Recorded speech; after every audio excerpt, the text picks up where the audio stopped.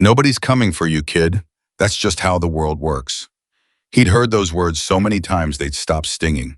But that night, crouched in the dark beside a rusted van in the middle of nowhere, Nevada, Ethan Walker heard something that made every single one of those words feel like a lie. A chain, dragging across metal. Something alive was in there. And for the first time in his 20 years of running, Ethan Walker stopped. If this story moves you, subscribe to our channel and follow every part to the very end. Drop a comment telling us what city you are watching from. I want to see how far this story travels. The chain sound came again. Ethan pressed himself flat against the side of the van, his heart slamming so hard against his ribs he was sure whoever was inside could hear it. He hadn't moved in 40 seconds. He counted, 41, 42. The Nevada desert at 2 in the morning was the kind of cold that didn't just get into your coat. It got into your bones, your teeth, the space behind your eyes. He'd been living in it for 3 weeks, sleeping under whatever cover he could find, eating whatever gas stations threw out, moving the way a hunted animal moves, always toward the next shadow, never looking back. He'd found the scrapyard by accident. Or maybe desperation looks enough like accident that the two become the same thing. He'd been following the outer edge of Route 93 far enough from the road that truckers wouldn't spot him in their headlights, close enough that he could read the mile markers and know where he was. The scrapyard had appeared through the dark like a cemetery of machines, towers of crushed cars stacked 4 and 5 high, rusted agriculture equipment, lying on its side like dead giants. Entire pickup trucks reduced to nothing but chassis and emptiness. He'd been looking for a dry place to sleep. That was all. He'd crawled under a flatbed truck first, but the ground was too wet, and something had nested in the wheel well, and he hadn't wanted to find out what. He'd tried a crushed Buick next, but the door wouldn't open far enough. Then he'd moved deeper into the yard, past a row of school bus frames, past what looked like the skeleton of a boat, and that's when he'd seen the cargo van. It was parked, not crushed, not stacked, just sitting between 2 walls of compressed metal, like it had pulled in and never left. The kind of van that hauled equipment, or produce, or in another decade a family's furniture from one coast to the other. White once. Now it was the gray of old snow. The back doors faced him.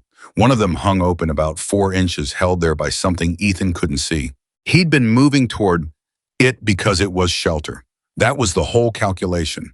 Nothing more complicated than that.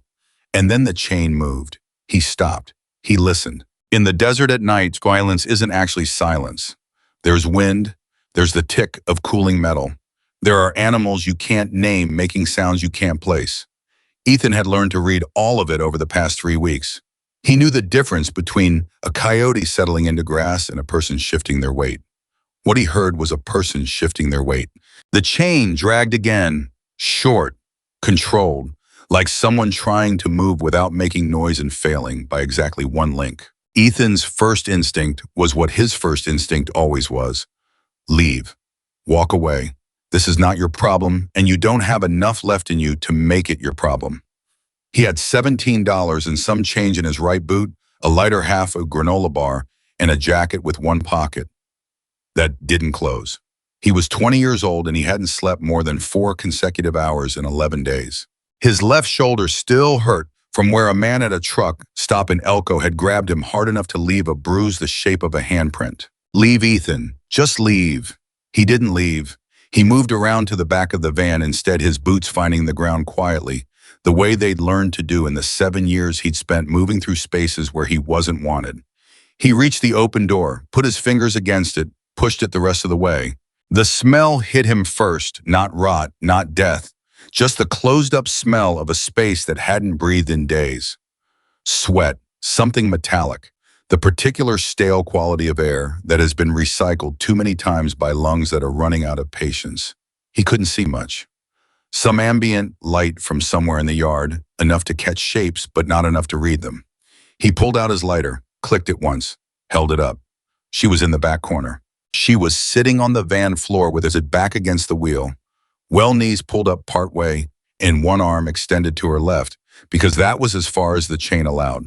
The chain connected a cuff around her right wrist to a bolt ring in the van floor. Heavy chain, the kind you'd use to secure equipment. The cuff wasn't padded, he could see that much. She was young, early 20s maybe, dark hair that had dried in every direction. She was wearing jeans, one boot, and a leather vest over a torn thermal shirt. The vest was black with patches on it that he couldn't read in the lighter small flame. Her face was turned towards him, and even in that thin flickering light, he could see the cut in above her left eye and the bruising that had spread from it across her temple. And her eyes. Her eyes were the thing. They weren't scared the way he expected. They weren't begging. They were calculating, running some kind of fast and furious assessment of him, cataloging everything he was in the time it took him to take one breath. Then she spoke. Her voice was low and controlled and absolutely serious. Get out of here, right now. Don't ask me anything. Don't touch anything. Just go. Ethan didn't move. I said go. She said it the way you say something to someone who still has time. You don't understand what you walked into. You're chained to the floor, Ethan said. I know I'm chained to the floor. I can feel it. Her jaw tightened. How old are you? 20. Something moved through her expression, not quite pity, something harder than pity. Then you're old enough to understand me when I tell you that the people who put me here will kill you for being in this van. How long have you been here?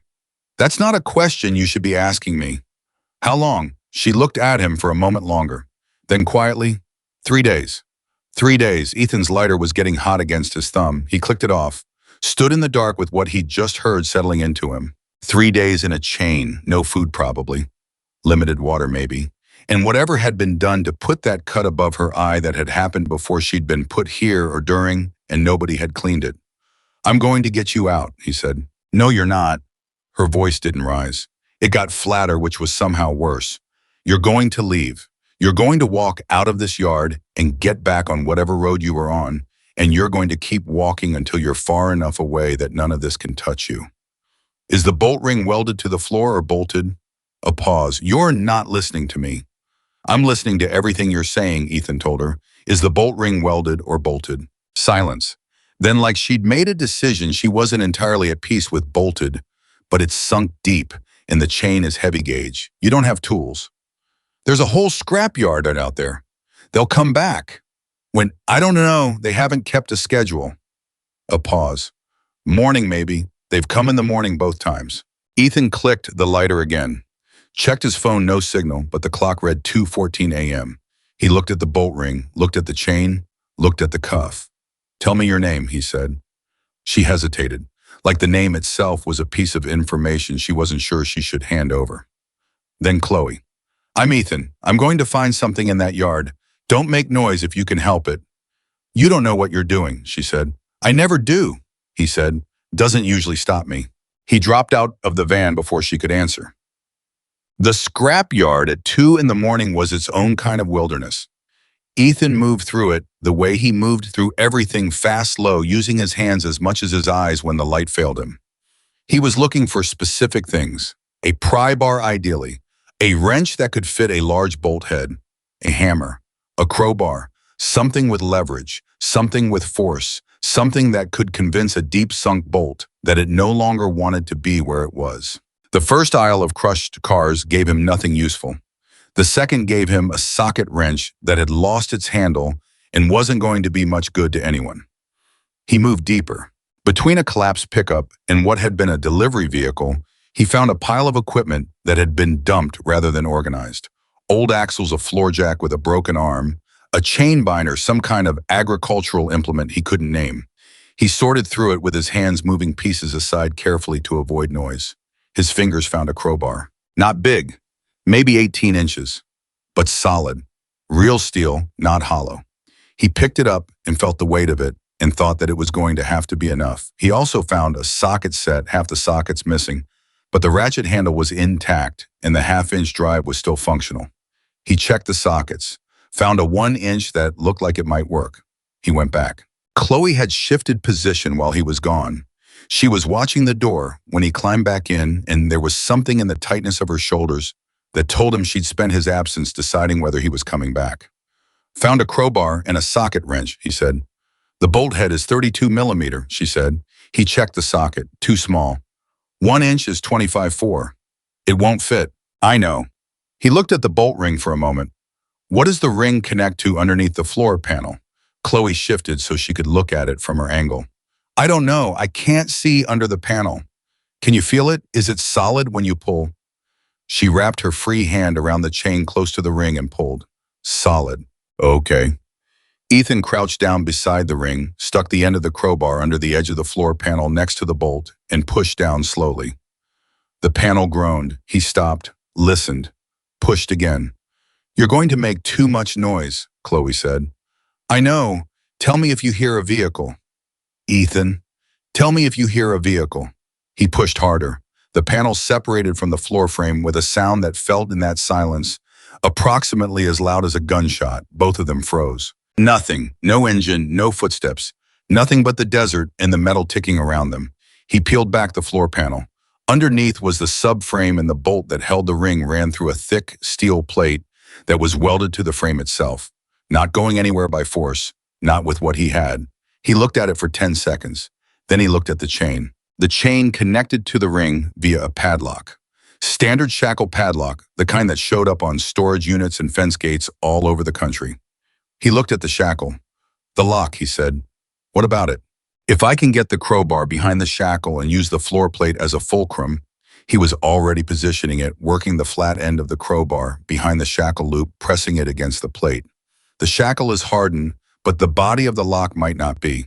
If I can apply enough lateral, you're going to break your crowbar before you break that lock. Maybe. He pushed.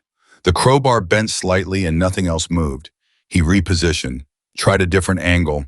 The shackle groaned, actually groaned a metallic sound like something in genuine distress. He pushed harder.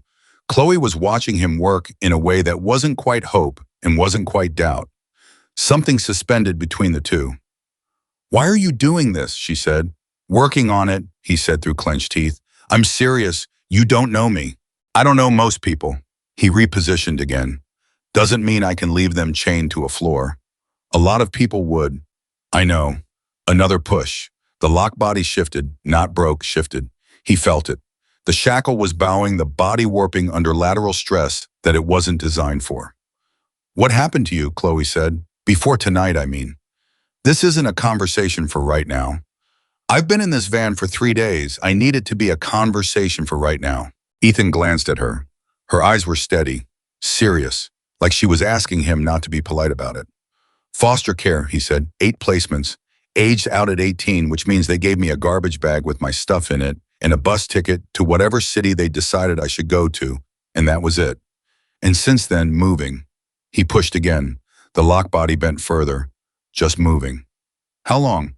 2 years. She was quiet for a moment. Then that vest I'm wearing. He glanced at it. Yeah, you see the patches. He'd clocked them in the lighter's first flash, but hadn't had context for them. He looked now more carefully. A center patch. A logo he didn't recognize clearly in the low light. Rocker patches above and below. Chapter name, club name. Hell's Angels, he said. My father's a senior member of the Oakland chapter. She said it the way you say something that explains a great many things at once. His name is Marcus Anderson. People call him Grizzly. This vest is his. He gave it to me when I was 19, and he said if I ever wore it, anyone in the club would recognize it and help me. Ethan sat back on his heels. The lock was almost there. He could feel it. And it didn't help. The people who grabbed me were waiting. They knew what I looked like. They waited until I was alone. Her jaw tightened. They took the vest off me and put it back on me after because they wanted my father to know they weren't afraid of it. Why'd they grab you? To pressure him. There are people trying to take over a series of local businesses in the East Bay, protection money basically with violence behind it if you don't pay.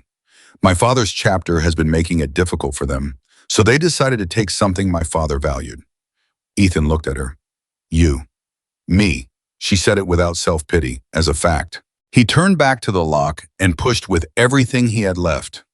Something cracked, not the crowbar, something inside the lock. Body and the shackle twisted and then pulled through the warped housing and the chain dropped. The sound it made hitting the van floor was the best sound Ethan Walker had heard in 2 years. Chloe looked at her wrist. The cuff was still there. He hadn't been able to get to that, but the chain was free dragging from it, and she was no longer anchored to the floor. She looked at him. He looked back. Something moved through her face that wasn't a word and didn't need to be. Can you walk? He said. Yes. She tested her legs, shifting her weight. Winced once, controlled it. I might be slow. We'll figure it out. He moved to the door, checked outside, nothing. We need to put distance between us and this yard before it gets light. Your father, how would we reach him? My phone is gone. They took it. She climbed towards the door, moving carefully but moving. If we can get to a working phone, anywhere I know a number, his road captain's number, he'd get word to my father inside of an hour. Okay. Ethan dropped out of the van, first turn helped her down. Her feet hit the gravel and she steadied herself, one hand briefly on his arm. Ethan. She said his name like she was making a note of it, storing it. Yeah. They will come back here in the morning and find this when they figure out I'm gone. I know. They're dangerous people. I know that too. She looked at him for a long moment in the cold dark. You're not scared. I thought about how to answer that honestly. I'm scared, he said. I'm just more scared of leaving you in there. She held his gaze for one more second. Then she nodded once and they turned away from the van and moved into the dark together. The desert between the scrapyard and anything Ethan would call civilization was not small. It was the kind of empty that felt deliberate, like the land itself had made a decision about what it wanted to be and committed fully to it. No streetlights, no farmhouses, no traffic sounds beyond the occasional distant hum of trucks on the far highway, too far to flag, too far to reach quickly. They moved west and slightly north. Ethan had a rough sense of direction from the stars and from the week he'd spent in this general stretch of desert, and he knew there was a diner and a cluster of buildings about 4 miles out. He'd eaten there 2 days ago, or tried to, before the owner had spotted him and made it clear he wasn't the paying kind of customer they were after. He hadn't minded. He'd gotten a cup of water and a look at the road layout before he left. And right now, that was worth more than a meal would have been. Chloe matched his pace for the first mile without complaint. She was limping not badly but consistently, and he could tell she was managing pain rather than being free of it. The cold was working against them both. Her jacket was inadequate for the desert at night, and she'd lost a boot somewhere and wouldn't tell him how. Tell me about your father, Ethan said. Not to make conversation, because he needed to understand what they were walking toward as much as what they were walking away from. What do you want to know? The people who grabbed you, they thought pressuring him through you would work, which means they think he cares about you more than he cares about the fight. They're right about that, she said. He'd give up anything for me. He's made that clear since I was old enough to understand it. But you're not going to let him. She glanced at him sideways. No. So when we reach him, the conversation is about what happens to the people who did this, not about my father backing down. Her voice was even, not angry, certain. I grew up around this, Ethan. I know how it works. You show weakness to people like this. They don't take what you offered them. They take everything. Ethan absorbed that, kept walking. What does he know right now about you being gone? Everything and nothing. He knows I was taken. I didn't disappear quietly. There was a scene. He knows who's responsible. What he doesn't know is where I was or whether I'm alive. A pause. 3 days. He's been 3 days not knowing. Ethan thought about 3 days of not knowing. He thought about what that did to a person. He thought about Marcus Anderson, whoever he was sitting somewhere with that knowledge and being unable to act on it precisely because the people who had his daughter were counting on what acting would cost her. He'll have people looking, Ethan said. He'll have 100 people looking, maybe more. Her voice was quiet. They just didn't know where to look. Ethan looked up at the stars for a moment. You said people call him Grizzly. Since before I was born. Why? Something small and complicated moved across her face, like the question touched something that had texture to it. Because he's big and he's loud and he can be terrifying when he needs to be. That's what people see. She paused. But grizzlies are also, there's a thing about grizzlies that people forget. They're intensely protective of family. Intensely, to a degree that most animals aren't. You get between a grizzly and what she loves. She stopped herself, adjusted. It's not just the anger, it's the depth of it. Ethan nodded, kept walking. He's not what people think, Chloe said, and there was something underneath it that wasn't defensive. It was the particular tone of someone who has spent years watching the world see the wrong thing. The stories about Hell's Angels, some of them are true and a lot of them aren't, and even the ones that are true are only part of a picture. My father he's helped people, quietly, Families who were going to lose their houses, kids who were aging out of the system and had nowhere. She stopped. She stopped because Ethan had stopped. He was looking at the ground. In the dark, she couldn't see his face. Kids aging out of the system, he said, very quiet. Yeah. A moment of silence, then he started walking again. He's done that, Ethan said.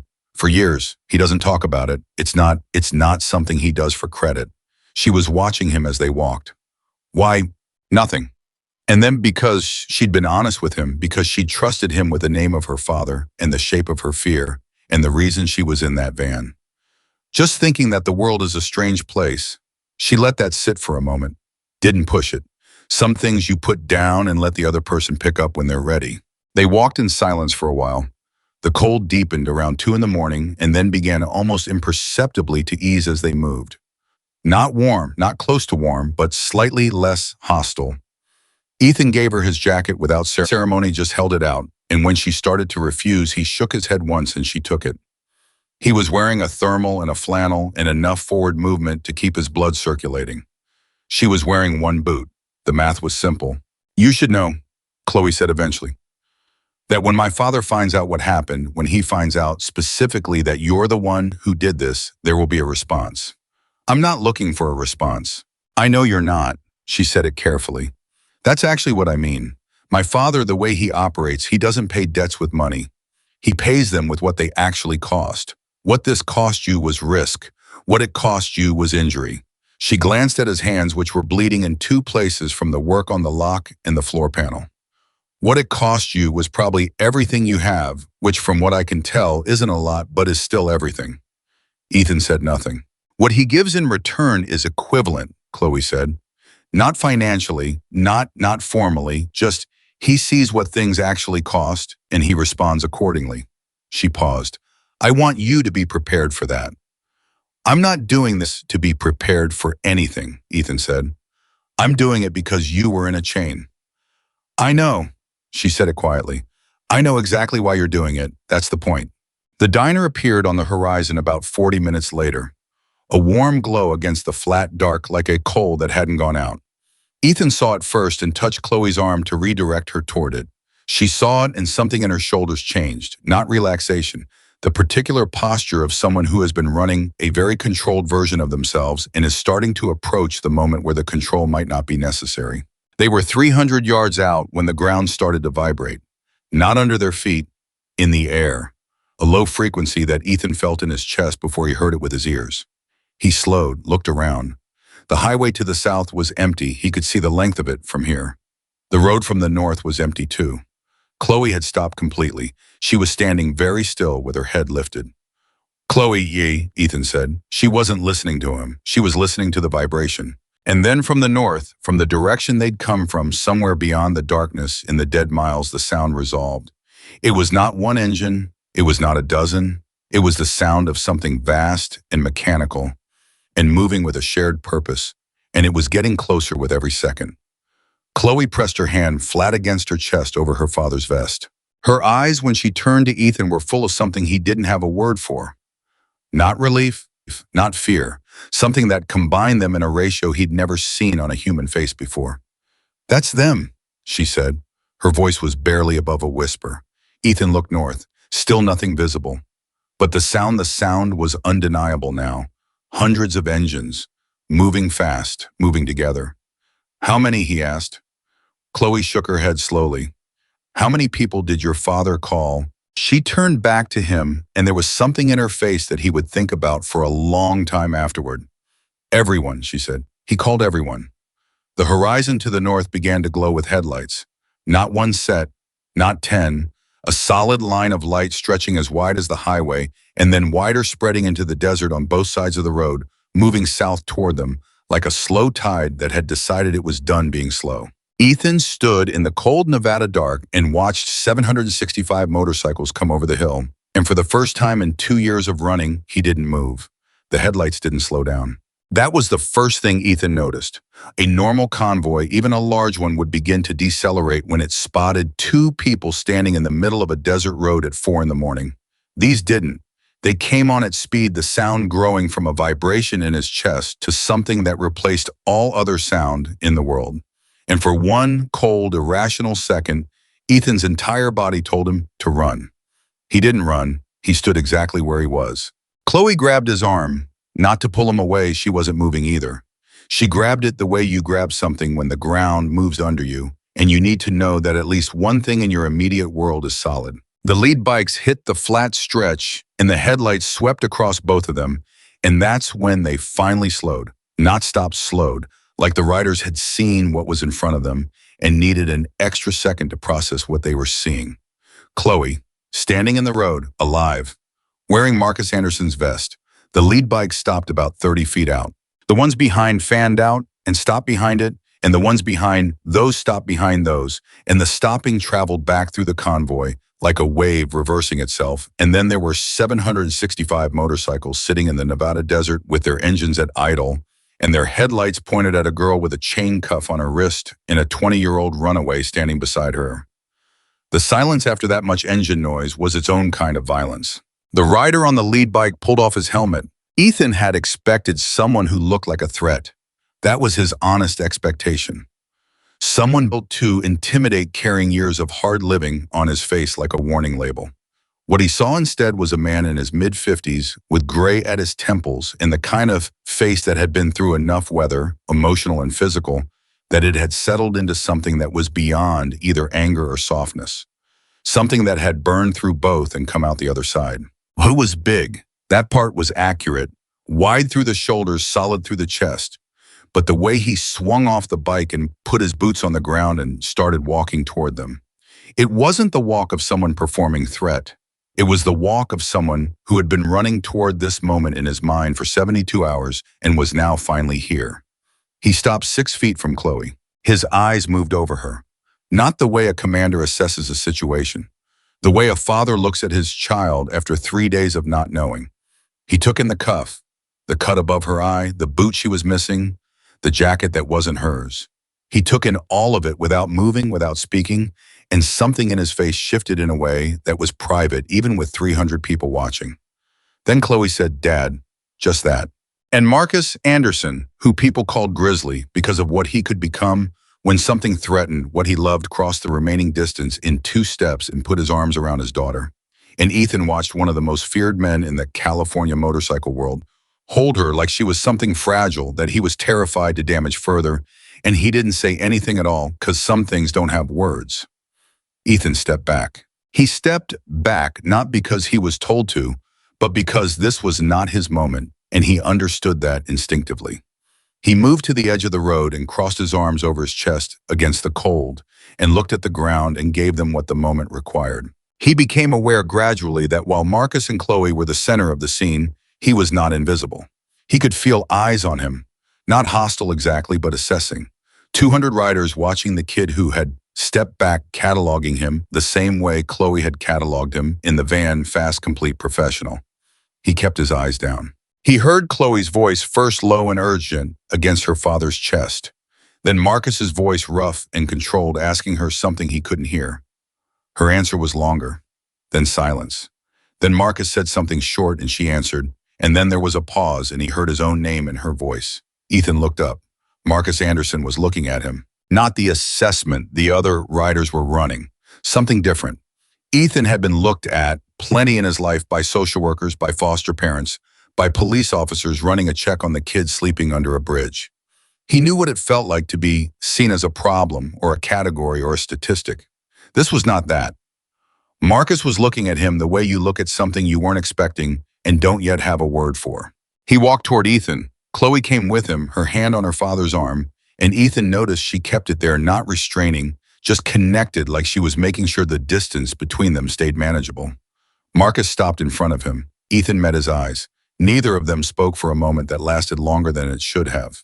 Then Marcus said, "My daughter tells me you broke her free with a crowbar and a socket wrench." "The socket didn't fit," Ethan said, "just the crowbar." Something moved in the corner of Marcus's mouth. Not quite a smile. The idea of one. "How long did it take you?" "I don't know exactly. 20 minutes maybe. The lock body wasn't hardened all the way through. If it had been, I'd have had to try something else." "What would you have tried?" "I hadn't figured that out yet." Marcus looked at him for another long moment. You knew who she was, what the vest meant. She told me, and you stayed anyway. It wasn't a question, but Ethan answered it. Yeah. Widely, Ethan had known the question was coming. He'd had the walk across the desert to think about it, and what he'd come up with was not impressive in the way that impressive answers are supposed to be. It was just true. Because nobody came for me, he said. When I needed it, nobody came. And I wasn't going to be the reason that happened to someone else. Marcus didn't respond right away. He absorbed it, and Ethan could tell, he could actually tell that the man was not evaluating whether the answer was good enough. He was recognizing it, like hearing something in a language you thought only you spoke. How old are you? Marcus asked. 20. Where are your people? Ethan held his gaze. Don't have any. The words landed in the space between them and stayed there. Marcus looked at him for 3 more seconds. Then he turned his head and said something to the man standing behind his left shoulder, a tall, lean rider with a sergeant-at-arms patch who had been close enough to hear the whole conversation. The man nodded once and moved away into the convoy. Marcus turned back to Ethan. I'm going to have someone look at your hands. Ethan looked down at them. He'd forgotten about the cuts. They're fine. They're bleeding. It's not bad. Son, Marcus said it simply, not with authority, with something closer to patience. Let me do this one thing. Ethan didn't have an answer to that, so he nodded. The next hour moved in fragments. A man named Rooster, who despite the name, was approximately the size of a refrigerator and had the careful hands of someone who'd done field medicine, in conditions worse than this, cleaned and wrapped Ethan's palms without commentary while Ethan sat on the running board of a truck that had appeared from somewhere in the convoy. Rooster also produced a thermal jacket from somewhere and handed it to Ethan with the same lack of ceremony Ethan had used when he'd given his own jacket to Chloe. Chloe was 20 feet away with her father and 2 other people who Ethan gathered were medical, or at least medically experienced, running through the damage she'd sustained over 3 days. He could hear fragments of her voice, calm and methodical, going through it. What she'd been given to drink and when. The cut, the bruising, what she'd been told by the people who'd taken her. That last part made Marcus's posture change in a way Ethan could see from across the road. A rider came and stood near Ethan while Rooster worked. Not threateningly, just present. He was maybe 40 with a road captain's patch, and he looked at Ethan with an expression that was frankly curious. You were just passing through, he said. Looking for a place to sleep, Ethan said. And you found her. Found the van. She was in it. The road captain, his name patch said. Decker nodded slowly. She's been missing 3 days. We've had people covering 400 square miles looking for where they put her. Ethan said nothing. A scrapyard off Route 93, Decker said. It wasn't quite disbelief. It was the specific quality of not quite disbelief that comes from looking for something in all the right places and having it turn up in the one place you didn't think to check. We drove that highway twice. The van wasn't visible from the road, Ethan said. It was back behind several rows of crushed vehicles. You'd only find it if you were on foot and moving through the yard itself, which you did. I needed shelter. Decker looked at him for a moment. Rooster told me you walked 4 miles across open desert with Omer. She was injured. She managed most of it herself. You gave her your jacket. She was missing a boot. Decker was quiet. Then, like he was settling something internally, where are you from? Nowhere specific. Where are you headed? Ethan held his gaze. Nowhere specific. Decker nodded slowly, like this was information that meant something to him, even if it was the absence of information. He looked over at Marcus and Chloe, then back at Ethan. You should know, Decker said quietly, that Marcus Anderson does not forget things. He's not built that way. He paused. I'm telling you that for your information, not as a warning. There's a difference. Rooster tied off the bandaging on Ethan's right hand and started on the left. Ethan watched him work and thought about what Chloe had said on the walkout about equivalent debt, about her father seeing what things actually cost. He thought about what this had cost him. $17, half a granola bar, 2 bleeding hands, 1 jacket, 4 miles of desert walking in a thermal and a flannel. The risk of being in that van when the people who'd put Chloe there came back for her. And though he hadn't named it until just now, the end of whatever route he'd been on, whatever town he'd been moving toward, whatever next anonymous place he'd been planning to disappear into, that was gone now. He'd stepped sideways of the invisible life he'd been living and into something visible, and there was no stepping back. He didn't feel bad about it. That was the strange part. He'd made a decision in the dark that should have felt desperate, and it just hadn't. It had felt in a way he didn't have good language for, like the first decision he'd made in 2 years that was actually his. Marcus came over while Rooster was finishing up. He crouched down in front of Ethan so they were at the same level. It was a deliberate thing. Ethan registered it. This was not a man who crouched. She told me everything, Marcus said. The sequence of it, what you did and how. Ethan waited. She told me you knew they'd come back, that she warned you and you stayed. I didn't have a better option. You had the obvious option, Marcus said. The one most people take. He looked at Ethan's bandaged hands. She also told me about the foster system, aging out.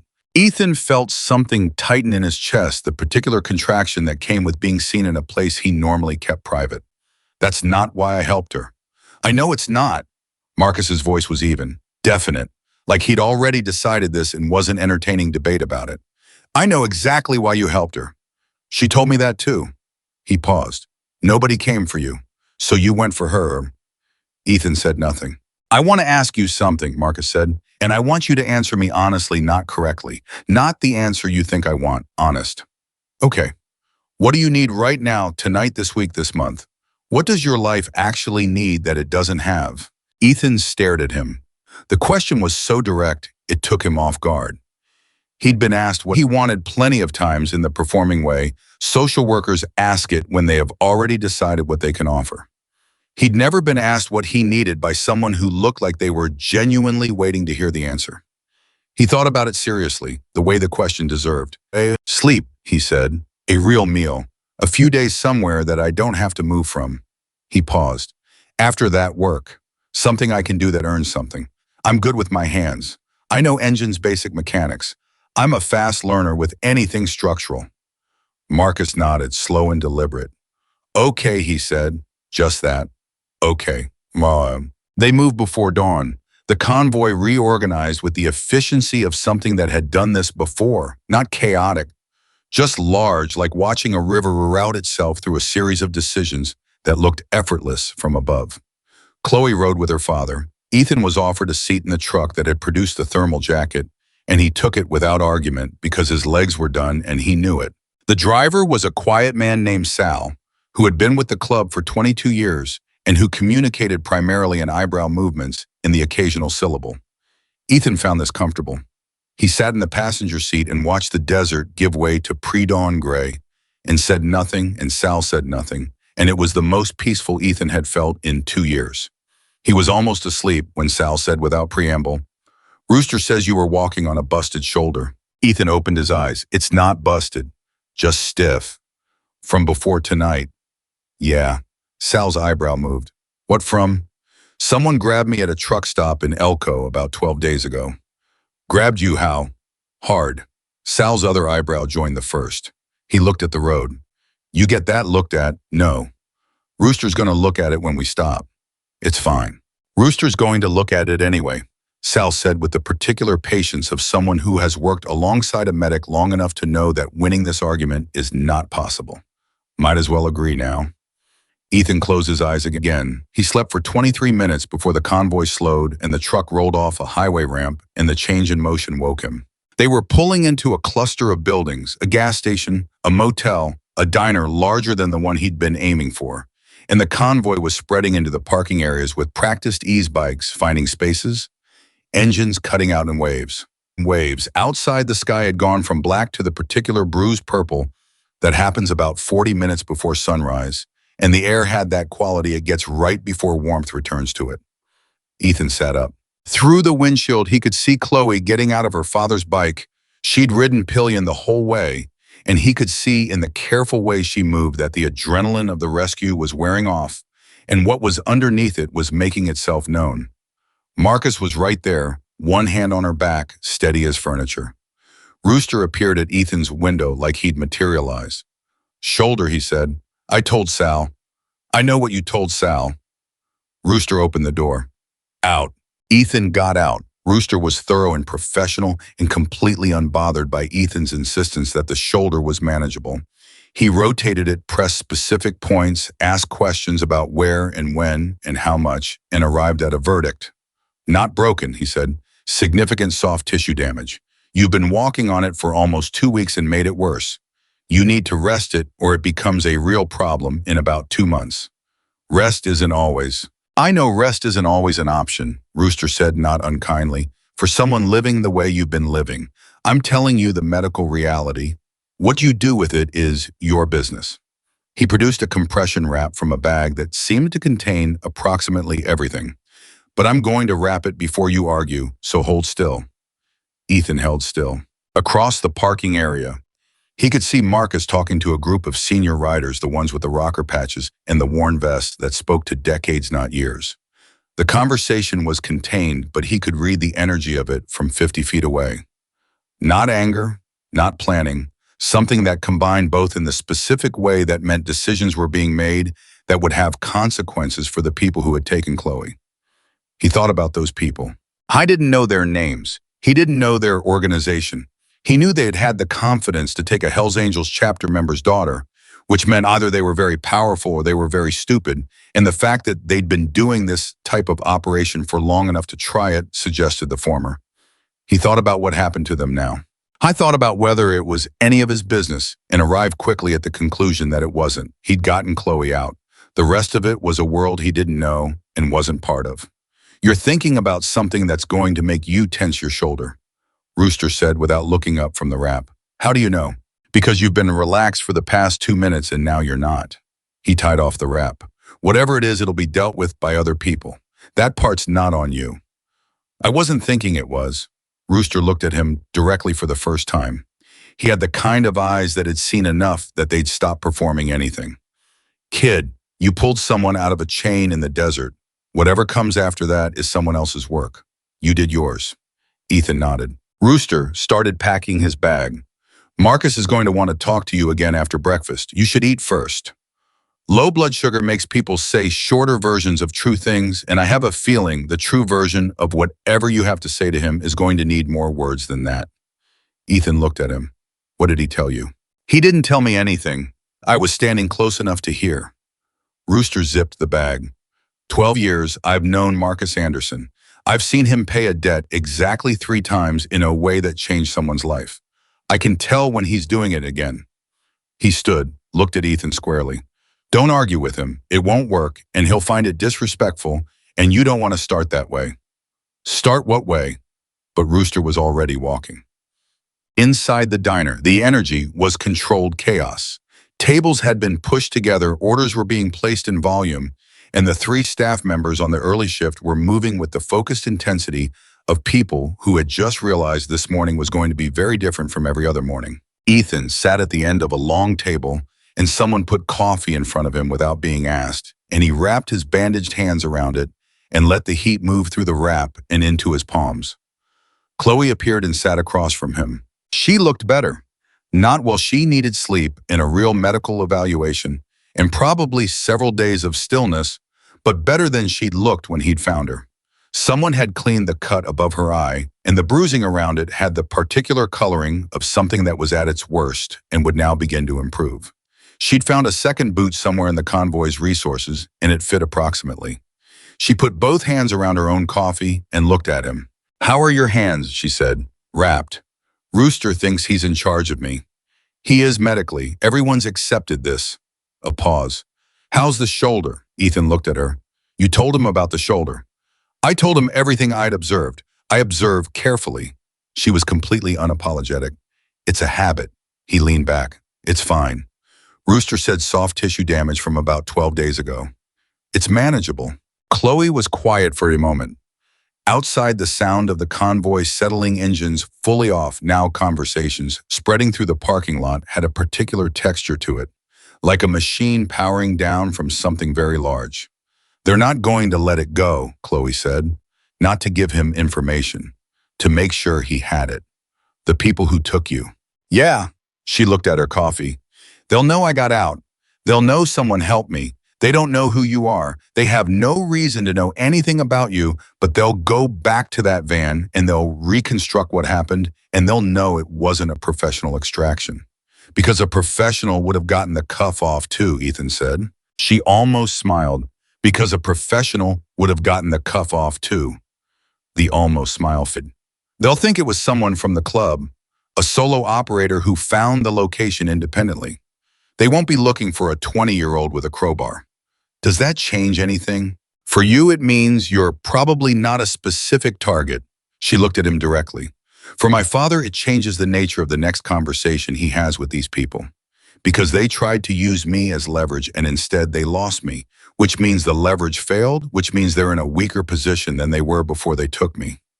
A pause. Mom, my father will find a way to remind them of that. Ethan thought about this. Will it be dangerous for him, for the club? Probably. She said it the way someone says a true thing they have made peace with. This kind of conflict usually is. But they know what they're doing, and they've navigated things like this before. She looked at him. It's not your weight to carry. Rooster said something similar. Rooster is wise. Rooster told me not to argue with your father. Chloe set her coffee down, looked at him with something that was its own kind of instruction. He's right about that too. What is your father going to? Ethan. She said his name the same way she'd said it in the dark outside the van. Deliberate. My father has been in this world for 30 years. He's seen what it costs people to have nobody and no ground. He's also seen what it means when someone does the right thing without being positioned to benefit from it. She paused. What you did last night cost you something significant. It changes your route, your cover, your ability to disappear the way you've been doing. And you did it anyway, for someone you didn't know with nothing in reserve. Ethan said nothing. He's going to want to respond to that, Chloe said. Not out of obligation, not as a transaction, because he knows what that kind of moment costs and he doesn't let it go unaddressed. She picked her coffee back up. So when he talks to you this morning, listen, that's all I'm saying. The coffee was the best thing Ethan had tasted in 2 weeks. He drank it slowly and thought about what it meant to be told to listen, and thought about the fact that nobody had asked him to listen in a long time. They'd either told him to leave or told him what to do, and this was different from both of those. Marcus came in about 15 minutes later. He moved through the diner in the particular way that authority moves, not pushing, not demanding, but creating a wake.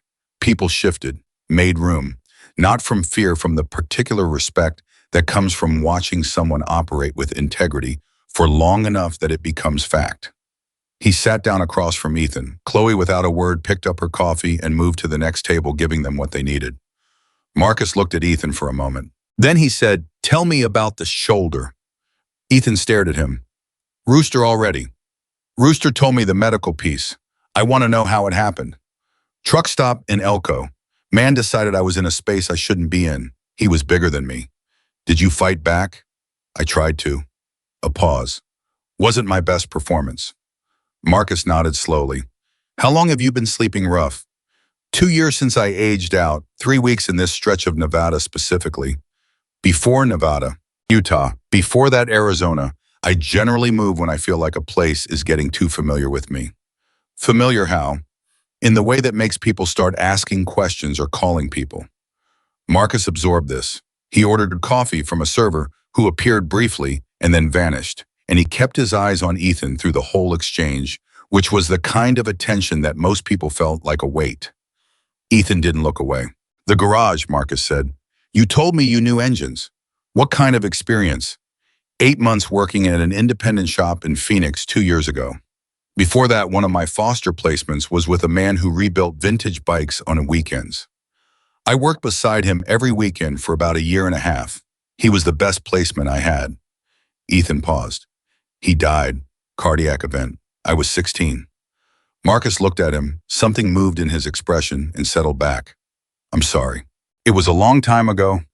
2 years isn't a long time. You were 16. Ethan had no answer to that, so he said nothing. The club has a shop, Marcus said. Oakland. We also have one in Reno that's been operating with one experienced mechanic for about 6 months because his partner relocated. It's not a large operation, but it's legitimate, licensed, insured, real customers. He paused. We need someone with hands and the willingness to learn the rest. Ethan looked at him carefully. I'm not talking about charity, Marcus said, and there was something in the way he said it that made clear he'd read the particular tension in Ethan's posture correctly. I'm talking about a position. Housing is attached to the Reno location. There's a room above the shop that's been empty since December. It's basic. You'd earn it. I don't, Ethan stopped, started again. I don't know how to be in one place. I know. Marcus looked at him steadily. That's going to take time. It's a skill like any other skill. You learn it by doing it. And if I'm bad at it, then you're bad at it and we work on it. Marcus picked up his coffee when it arrived. I'm not offering you perfect. I'm offering you real. There's a difference. Ethan's hands were flat on the table, wrapped in still. He looked at them. He thought about the van. He thought about the chain sound in the dark and the 2 seconds where he'd made a decision without fully understanding what he was deciding. He thought about how the man sitting across from him had just described the thing Ethan had stopped being able to find, not a fairy tale, not a rescue, just something real and workable and connected to other human beings. I'd need to pull my weight, Ethan said. That's the deal. I'd need to be able to leave if... You can leave any time you want, Marcus said immediately. I'm not offering a cage. I'm offering a door that opens both ways, he paused. But I'm also telling you from 30 years of watching men who couldn't stop running that the thing you're looking for isn't at the end of the next road. It's not in the next town. You know that already. You just haven't had anywhere worth stopping yet. Ethan held his gaze. The diner was full of sound around them. Voices, movement, the particular energy of a large group eating and decompressing after a night of high tension. None of it touched the space at their table. Okay, Ethan said. Marcus nodded. Once. Like a decision confirmed rather than a battle won. There's one more thing, Marcus said. His voice dropped slightly. Not for privacy, for weight. The people who took Chloe, they're going to be addressed. I want you to know that, not because I'm asking for anything from you about it, but because you were part of last night and you deserve to know how it ends. He looked at Ethan directly. It ends with them understanding clearly that what they tried doesn't work. Not through violence. We're past the age where that's the answer to everything. Through consequence, financial, legal, and reputational. There are people in this convoy who have the capacity for all three, and they've already started. He paused. You're not in danger from them. I've already made sure the trail from that van doesn't lead to you. Ethan stared at him. How? Because the first call I made when Chloe told me what happened was to make sure that 20-year-old kid's name was nowhere near anything they could find. Marcus looked at him with an expression that was the closest thing to paternal that Ethan Walker had seen in 4 years. You stepped into something that wasn't yours to carry. The least I could do was make sure it didn't follow you. For the first time since the night before, Ethan felt something in his chest loosen. Not relief exactly, something older than relief. The particular physical sensation of a weight you've been carrying so long. You forgot it was there, finally being set down by someone else's hands. He didn't say thank you. He didn't have words for what he felt, and Marcus didn't seem to expect any. Outside the window, the sun had finally cleared the horizon, and the desert was doing what the desert does when the light hits it. Right, turning everything briefly gold before settling back into its ordinary colors.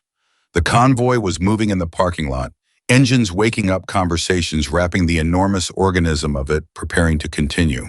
Ethan sat at a table in a diner in Nevada with bandaged hands and a wrapped shoulder and $17 in his boot. And for the first time in 2 years, he wasn't thinking about the next road.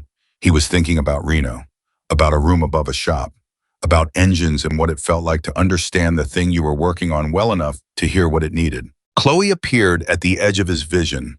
She was watching him from the next table with the same assessing look she'd had in the van. But the calculation in it was different now. It wasn't survival math anymore. It was something quieter than that. She raised her coffee cup just slightly. He looked at it for a second.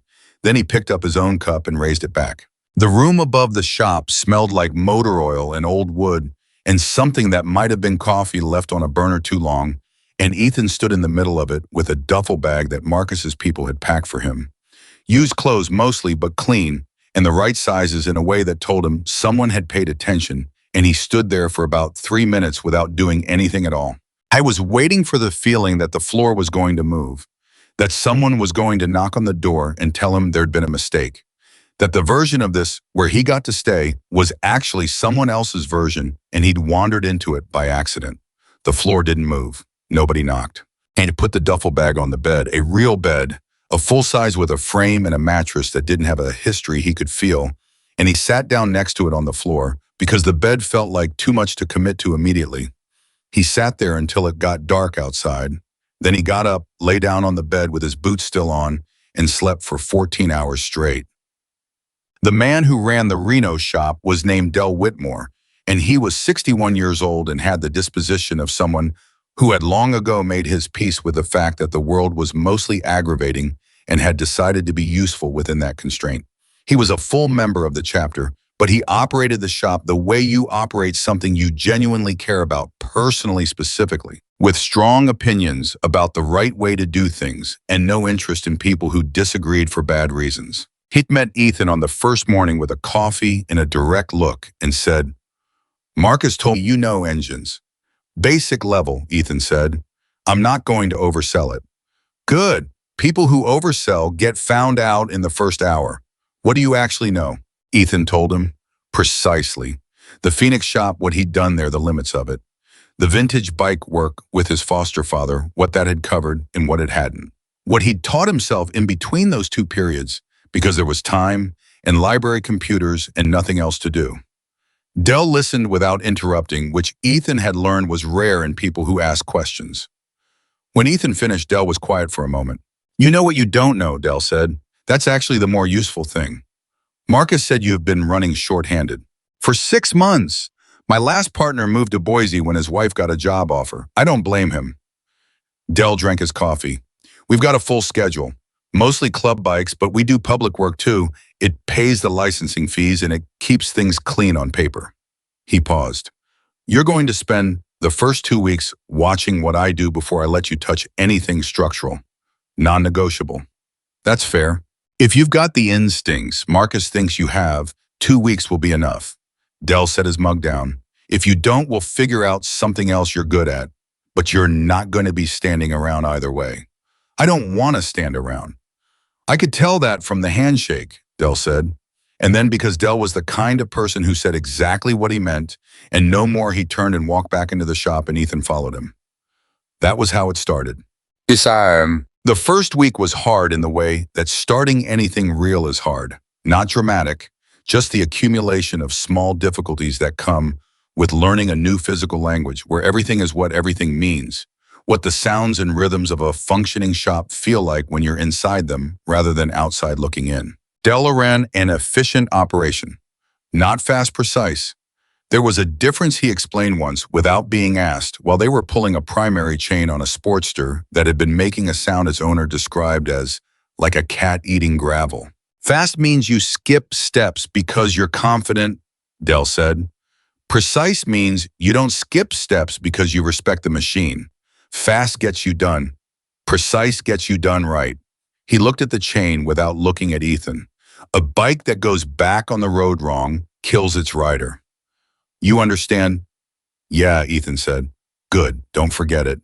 Ethan didn't forget it. I was a good learner, not a showy one he didn't announce when he understood something or ask questions to demonstrate how well he was following. He watched, he processed, he tried, he adjusted. Del noticed this the way someone notices a tool that does exactly what it's supposed to do, and his commentary shifted slowly from instruction to conversation, which was its own form of approval. The evenings were harder. The room above the shop was his, and he was grateful for it, and it was also the most alone he'd been in years. Being alone on the road was different. There was always the next mile, the next decision, the constant low-level problem-solving that filled your brain and kept the quiet from becoming heavy. In the room, there was no next mile. There was just stillness, and stillness had a texture he was still learning. He called nobody because he had nobody to call. He read. He'd found a box of paperback books under the bed that the previous occupant had left, a mix of westerns and military history, and 2 novels he didn't recognize. And he worked through them in the evenings with the focus of someone who'd learned that reading was the best way to make 4 walls not feel like a trap. On the 8th night, his phone rang. It was Chloe. He stared at the name on the screen for 2 rings before he answered. Because nobody had called him in so long, that the act of the phone ringing felt like something he needed to verify was real. "Hey," he said, "you answered." She sounded mildly surprised. "You called." "I did." A pause. "How's the shop?" "Dell's teaching me how to think before I act. It's a process." Something like a laugh from her end. "Not quite. The shape of one. He's been doing that to people for 20 years. How's the shoulder better?" "I've been not using it the way Rooster told me." "Rooster will be pleased." Another pause. A different quality to it. "I wanted to check in, not because my father asked me to, because I wanted to." Ethan moved to sit on the floor with his back against the bed. "I figured. You doing okay up there?" "Honestly." I thought about honest.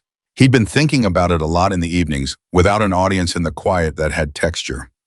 "I'm doing strange," he said. "Not bad. Strange. I keep waiting for it to stop being real."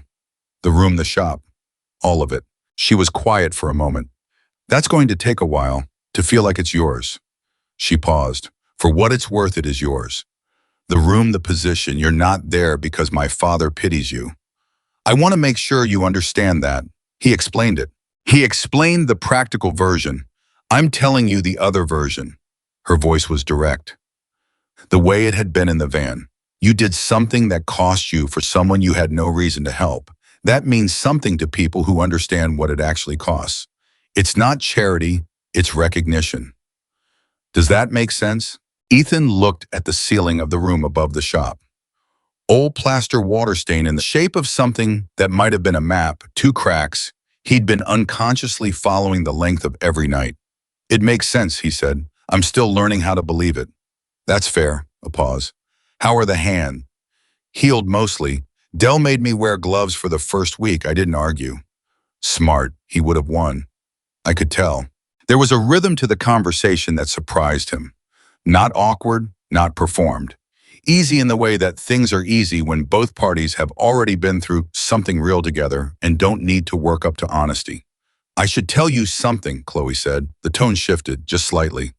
"The situation with the people who took me. It's moving." Ethan straightened. "Moving how?" "The way my father said it would. Not it hasn't turned violent. That's not the direction he went." She paused. "But the people running the operation have started losing things. Business licenses, a property deal that collapsed, a city council relationship that turned out to be more fragile than they thought. And 2 of the lower level people, who were directly involved in my kidnapping, were picked up on federal charges that had nothing to do with us." "Coincidence," Ethan said flatly. "A remarkable one." He could hear the dryness in it. "The point is, it's being handled. And the message has been received that trying to use leverage against my father's family is not a net positive strategy." A pause. "You should know this because you were part of the night it started unraveling. I had one crowbar and a socket that didn't fit." "You had enough," she said simply. After he hung up, Ethan sat on the floor for a while longer, not thinking specifically, just letting the phone call settle the way a room settles after someone has been in it and left the air still slightly altered by their presence. Then he got up and went back to the book he'd been reading, and when the quiet came this time, it had slightly less weight than it did before. 3 weeks in, Dell let him start on structural work. It started with a carburetor rebuild on a 1987 Softail that belonged to a club member named Porter, who had ridden it to the shop wrapped in a patience that was visibly fraying. Porter was 63 and had owned the bike since it was new and treated it with the particular combination of pride and anxiety that comes with loving something mechanical for 4 decades. "Dell says you're the one who's going to be doing the carb," Porter said, leaning in the shop doorway. "Dell's supervising," Ethan said. "Dell's drinking coffee in the office," Porter said. "He's supervising from the office." Porter looked at him for a moment, then with the resigned acceptance of someone who has decided that trust is the only viable option. "She's been running lean since March. I've had 3 different people look at it." "I know, I read the service notes. And float heights off and the needle jets worn. The people who looked at it before adjusted the air-fuel mixture each time, which solved the symptom and not the problem, which meant the symptom came back." Porter stared at him. "I paid two of those guys good money." "I know." Ethan looked up from the bike. "They weren't dishonest. They just treated what they could see instead of looking for what was underneath it. It's a common mistake." Something shifted in Porter's face. The anxiety receded slightly. How long buying? Today, if the replacement jet is in stock. It was in stock. Ethan pulled the carburetor, stripped it down, confirmed what he'd suspected replaced the needle jet, set the float height correctly cleaned, everything rebuilt it. Dell came out of the office twice, looked at what Ethan was doing without saying anything and went back. The second time he came out, he brought coffee and set one down next to Ethan's work area without comment. When Porter took the bike down the block and back, the change was immediate. He sat on it in the parking lot for a moment after he killed the engine. Then he came back in. 37 years that bike has been mine, Porter said. I don't think she's ever run that clean. Ethan wiped his hands. Float height was off by almost 4 millimeters. Over time in a bike that age, that adds up. I know what it adds up to, Porter said, and he said it with the particular warmth of someone who isn't talking about fuel mixture anymore. He looked at Ethan for a moment. Then he stuck out his hand. Ethan shook it. After Porter left, Dell came and stood beside Ethan's bench. You were right about the jet, Dell said. I know. Don't get cocky about it. I'm not. Dell was quiet for a moment. You were also right about the other mechanics. They weren't wrong, just incomplete. You would have done the same thing I did. Yes, Dell said, but faster. Ethan looked at him. Is that a compliment? It's a timeline. Dell picked up his coffee. Give it another month. 4 weeks after the diner in Nevada, Marcus Anderson came to Reno. He didn't announce it. He didn't need to. He rode in on a Tuesday afternoon with 3 other riders parked in the lot, came into the shop and looked at what Ethan was working on with the same thorough attention he'd used on everything else. Ethan was mid-task on a transmission issue that had been giving him a longer afternoon than he'd planned for. He looked up when he heard the door registered who it was and said, "Give me 10 minutes." Marcus said nothing. He found a stool and sat on it and watched. The 10 minutes became 15 because the problem had more layers than initially presented, and Ethan worked through them without rushing because the bike was not going to be hurried and he wasn't going to start now. When he finally had it, he wiped down his hands and turned around. Marcus hadn't moved. Dell told me you've been doing good work, Marcus said. Dell told me I'd be faster in a month. That's a compliment from Dell. Marcus looked at the bike. How's the shoulder? At about 90%. Rooster said to tell you to stop lifting anything heavy with it for another 3 weeks. Rooster says that every time Chloe calls. Marcus's expression moved in the direction of something human. Chloe calls. She checks in. Ethan sat on the opposite bench. She doesn't have to. No, Marcus agreed. She doesn't. He looked at Ethan directly. How are you doing? And I mean the full answer, not the short one. Ethan thought about the full answer. He'd been thinking about it in different ways over the 4 weeks, turning it over in the evenings, testing what was true against what he wanted to be true. Better, he said, in ways I didn't expect. The work helps. Dell helps. He's exacting. And it turns out that's something I respond to. The room is, he paused. I sleep well. I hadn't slept well in 2 years. But, Ethan looked at him. Is there a but? There usually is, Marcus said, not cynically, just from experience. Ethan thought about it. I don't know how to trust that it stays, he said. Every time something has been stable, it's stopped being stable. At some point. Without warning, mostly. He paused. I know that's not a prediction about here. I know that. But it's a pattern in my thinking that I'm still working against. Marcus nodded slowly. That's not a flaw, he said. That's an accurate read of your history. The problem is when accurate reads of your history stop you from functioning in a present that's actually different. He paused. Are you talking to anyone about any of this? Ethan looked at him. You mean professionally? I mean anyone. Professionally, personally doesn't matter. I'm talking to you. I mean regularly. Ethan was quiet. There's a woman at the chapter community in Reno, Marcus said. Not affiliated with the club officially. She works with veterans mostly, but also with anyone who's been through extended periods of instability. Her name is Andra Keel. She's been useful to more than a few people I know. He paused. I'm not telling you what to do. I'm telling you she exists. Ethan looked at the floor, then back at Marcus. You're telling me what to do. A little, Marcus admitted. Ethan almost laughed. It came out of him before he could contain it, a short, real sound that surprised him. Marcus heard it, and something in his face relaxed slightly. There's something I need to tell you, Marcus said. The tone changed again. Not grave, specific. Ethan waited. The people who took Chloe the operation is effectively over. We're not going to have any more trouble from that direction. He said it simply the way you report a weather change. But in the process of dealing with it, some information came to light about the scope of what they were doing. Beyond the extortion, there were other things. People who'd been harmed. People who hadn't come forward yet. What kind of people? Ethan said carefully. Young people mostly. People without networks. People who, if something happened to them, didn't have anyone who would push back hard. Marcus looked at him steadily. Sound familiar? Ethan's jaw tightened. The man who grabbed you at the Elko truck stop, Marcus said. The handprint bruise on your shoulder.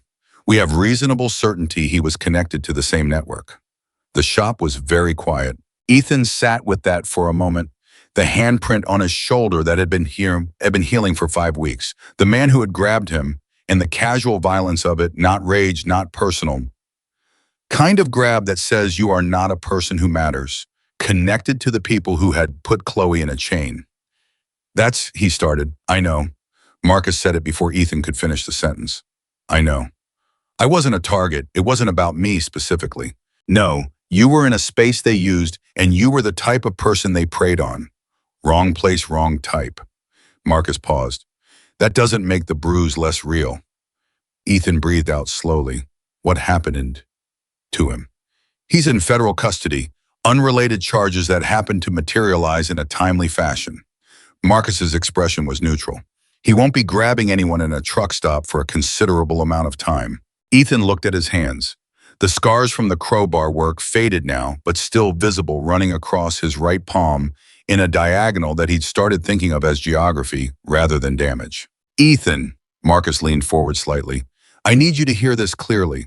What happened to you over the past 2 years? The displacement, the exploitation, the specific moment at that truck stop? None of it was a consequence of who you are. It was a consequence of a system that failed you, and people who preyed on that failure. He paused. You understand the difference. Intellectually, Ethan said, and in your chest. Ethan looked at him. I'm working on it. Marcus nodded. That's what Sandra Keel is for. He stood. Come have dinner with us tonight. Dell is coming. Decker is in town. No agenda. Just food. I don't, Ethan started. Ethan. Yeah. Stop reflexively saying no to things that are good for you. It's a habit and it doesn't serve you anymore. Marcus said it without heat, as a fact offered from a direction that was closer to care than any direction Ethan was used to receiving. Ethan closed his mouth. Then he said, what time? Marcus almost smiled. 7. Dell knows the place. Dinner was at a steakhouse 2 miles from the shop that had been open since 1978 and showed it, which was not a criticism, because the kind of where a place accumulates over 45 years of consistent good work is its own form of character. Dell sat next to Ethan and spent the first 20 minutes arguing with Decker about a carburetor adjustment approach that Ethan had been present for in the shop 2 days prior, and Ethan understood within about 4 minutes that this was not a real argument, but a performance that both men enjoyed and had been performing in various forms for years. He watched them with the particular attention of someone who had never seen that kind of relationship, the casual intimacy of people who know each other well enough to fight about nothing as a form of affection and tried not to show how unfamiliar it was. Marcus watched him watching them and didn't say anything about it. The food was real and portions were significant, and Ethan ate with the focus of someone who has lived on gas station food long enough that a proper meal is not a background event. There were 6 people at the table, and by the time they were midway through the main course, Ethan had been talked to by all of them in the natural way, not the careful way that people talk to someone they've been briefed about. Porter was there. He'd run into Porter twice in the week since the carburetor job, and each time the man had mentioned his bike with a specific satisfaction, and Porter talked to Ethan about the bike, and then about the drive he'd taken up into the Sierra Nevada, and then about his wife's horse, which had recently decided to be afraid of plastic bags. And somehow this all connected to a story about a run to Reno in 1989 that ended with Dell owing Porter a significant sum that Dell refused to discuss. Ethan laughed 3 times at the table. Genuine laughs, not the social performance of amusement. The kind that happen before you can decide whether to have them. After dinner, when they were outside, Marcus walked with Ethan toward Dell's truck. Tell me something, Marcus said. Ethan looked at him. The night you found her. The van. When you heard the chain sound, what was the actual moment you decided to stay? Ethan thought about it. He'd thought about it before, but never with someone asking. There wasn't a moment, he said. That's the honest answer. I didn't decide, I just didn't leave. The decision not to go was it happened before I consciously made it. He paused. I've been trying to figure out if that's something about who I am or something about that specific moment. And I don't know yet. Marcus walked beside him in silence for a few steps. Both, he said. It's almost always both. Ethan nodded. What I can tell you, Marcus said, is what Chloe told me 2 days after we brought her home. She was sitting at my kitchen table and she was talking through the night, piece by piece, the way she does when she's processing something. And she got to the part where you came back from the scrapyard with the crowbar. And she said, Dad, he never looked scared. Not because he wasn't scared, because the fear was just not the most important thing in him right then. Ethan said nothing. That's not something you can fake, Marcus said. Chloe has been around people who perform courage her entire life. She knows the difference. She knew it at 4 a.m. in a dark van when she couldn't even see your face clearly. He paused. That's who you are, not who you were in that moment. Who you are. They reached the truck. Dell was already there, keys in hand, saying something to Decker that Decker was rebutting on a technicality. Marcus stopped, turned to Ethan fully. I want to tell you one more thing tonight. Ethan met his eyes. When I was 22 years old, I aged out of the system. Not foster care, juvenile detention. 3 years in out at 17, back in at 18 out, for good at 22. He said it the way he said everything important, flat, direct, without apology or performance. The man who gave me a chance was not required to. He did it because I happened to be in front of him at the right time, and he was the kind of person who responded to what was in front of him. He paused. He's been dead for 16 years. I've never stopped trying to be what he was for other people. The parking lot was quiet around them. The night was cold, but not Nevada desert, cold, manageable, breathable. Ethan stood with everything Marcus had just said and felt the specific weight of it. Not a burden, the other kind of weight, the kind that tells you something is real. What was his name? Ethan asked. Marcus looked at him for a moment. Roy, he said. His name was Roy. Ethan nodded. They shook hands in the parking lot, and it was a different kind of handshake than the first one. That one had been a transaction. This one was something harder to name. Dell honked once from the truck cab, and Marcus turned and walked back toward his bike, and Ethan climbed into the passenger seat. Dell pulled out of the lot. Good dinner, Dell said. Yeah, Ethan said. Good dinner. Dell drove. The city passed outside the windows. They didn't talk much, which was fine because Dell was a man who understood that silence between people who respect each other is not emptiness. At the shop, Ethan got out. He stood in the parking lot for a moment after Dell drove away. The light was on in the shop window. Dell always left the interior light on overnight, some habit from years ago that he'd never explained. Ethan looked up at the room above it. His room, the window dark because he'd turn the light off when he left and he'd be the one to turn it back on. I thought about Roy, who had been dead for 16 years. He thought about Marcus at 22, aging out of a system that releases you into nothing and expects something.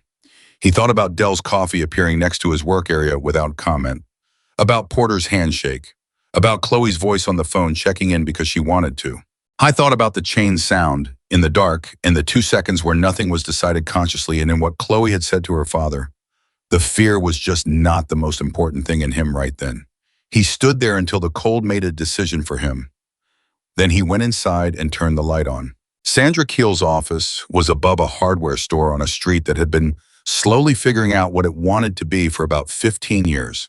She had 2 plants on the windowsill that were doing better than most plants Ethan had seen in office settings, a clock on the wall that was accurate, and a chair across from hers that was the kind of comfortable that didn't announce itself. He'd made the appointment on a Wednesday and spent the following 4 days finding reasons to cancel it and then not canceling it, which was its own kind of progress. He sat down in the chair and she looked at him and said, Marcus Anderson told me a little. Tell me what he left out. Ethan looked at her. She was maybe 50, with the particular stillness of someone who had made a professional practice of listening and had gotten genuinely good at it. Not performed stillness, the real kind. He probably left out most of it, Ethan said. Then start wherever you want. He started at 18. The garbage bag and the bus ticket in the city he'd been sent to that he'd left within 3 weeks, because it was clear that the support services he'd been pointed toward were designed for people who already had enough to work with.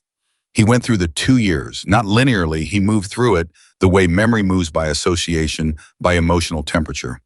Sandra didn't redirect him or impose a structure. She listened and occasionally asked a question that was small and precise, the kind of question that opens a door rather than closes one. They talked for an hour. At the end, she said, "What do you need from me specifically?" Ethan thought about it. "I need to understand the pattern," he said. "The one where something gets stable and I wait for it to stop being stable instead of just being in it." Hypervigilance, she said, not as a diagnosis, as a description. Your nervous system learned to treat stability as temporary because every stable thing you had was temporary. It's trying to protect you from a version of your life that isn't your life anymore. "How do I tell it that?" "Slowly," she said, "consistently, with evidence." She paused. "You've been in Reno for 5 weeks." "Yes." "And in those 5 weeks, the stable things have stayed stable." "Yes." "That's evidence. Every day that it holds is evidence. Your nervous system is going to need a lot of it before it starts revising the pattern." "That's not a flaw in you. That's how nervous systems work when they've been through what yours has been through." She looked at him directly. "You're not broken, Ethan. You're calibrated to a reality that no longer exists. That's a different problem, and it has a different solution." He sat with that. "Same time next week," she said. "Yeah," he said. "Same time." He walked back to the shop with his hands in the pockets of the jacket Marcus's people had packed for him, the one that fit, and the morning felt different than the morning usually felt. Not like, more specific. Like something that had been a general weight had been named, and named things are smaller than unnamed things. Dell was under a road king when Ethan walked in, visible only from the knees down, and he said without emerging, "There's coffee," and Porter called. "What does Porter want?" "His wife's cousin has a 72 shovel head that hasn't run since 2009. Wants to know if we do restorations." Ethan hung up his jacket. "Do we?" Dell's legs shifted. A wrench clinked against the floor. "We do now, apparently." The shovelhead arrived on a flatbed 10 days later, and when Ethan walked around it for the first time, he felt the specific feeling he'd felt as a teenager in a garage in Arizona, watching a man who'd known him for 7 months treat him like he was worth teaching.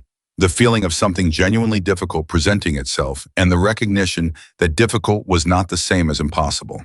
The bike was in bad shape, not destroyed, neglected, which was its own category of damage. 14 years of sitting in a garage had done what 14 years of sitting does to a machine that needs to move. He called Chloe that night, not about the bike, or not only about the bike. She picked up on the second ring. "Dell says you're taking on a full restoration," she said before he could start. "How do you know that?" "Dell texts my father. My father tells me things." A pause. "Are you ready for that level of project?" "Probably not entirely. I'm doing it anyway."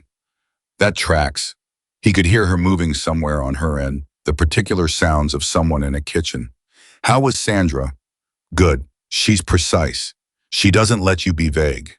She's like that with everyone. It's not comfortable, but it works." A pause. "You're going back every week." "Good." The word was short and carried more than it needed to. Then, "I'm coming to Reno next. My father has business there, and I'm riding up with him. I wanted to tell you directly rather than have you find out through the Marcus to Dell to you pipeline." Ethan was quiet for a moment. "Okay. Is that okay? Actually okay, not polite okay." "Actually okay," he said. "Yeah." She arrived on a Thursday, riding her own bike, a Dyna that she handled with the ease of someone who'd been on two wheels since before she was technically legal to be, and she came into the shop still in her riding gear and looked at the shovel head on the lift and let out a low sound that was pure mechanical appreciation. "Where did this come from?" she said. "Porter's wife's cousin. Hasn't run since 2009. Chloe walked around it the same way Ethan had on the first day. She crouched down, looked at specific points, stood back up. "You started on the engine cases yet?" "Not yet. I've been working through the electrical first because it's easier to assess what else needs to happen once I know what the electrical system is actually doing." She looked at him. "That's a Dell approach." "I've been absorbing Dell." She almost smiled. "How long do you think?" 3 months minimum. More if I find what I think I'm going to find in the lower end. Chloe looked at the bike again, then at Ethan. There was something evaluating in it, not critical, just the assessing quality she'd always had running a current reading on him against whatever previous reading she was holding. You look different, she said. Different how? Less like you're waiting for the ground to move. She said it simply, as an observation. Ethan thought about Sandra's phrase, calibrated to a reality that no longer exists. Working on it, he said, I can tell. She turned back to the shovel head. Can I help with the electrical assessment? I know shovels. My father had one when I was a kid. I spent a lot of hours watching him work on it. You have time. I have today, she said, and that's enough. They worked side by side for 4 hours, and it was easy in the way that working alongside someone who's competent is always easy. No wasted motion, no explanation of things that don't need explaining. Just the shared language of people who understand what they're looking at.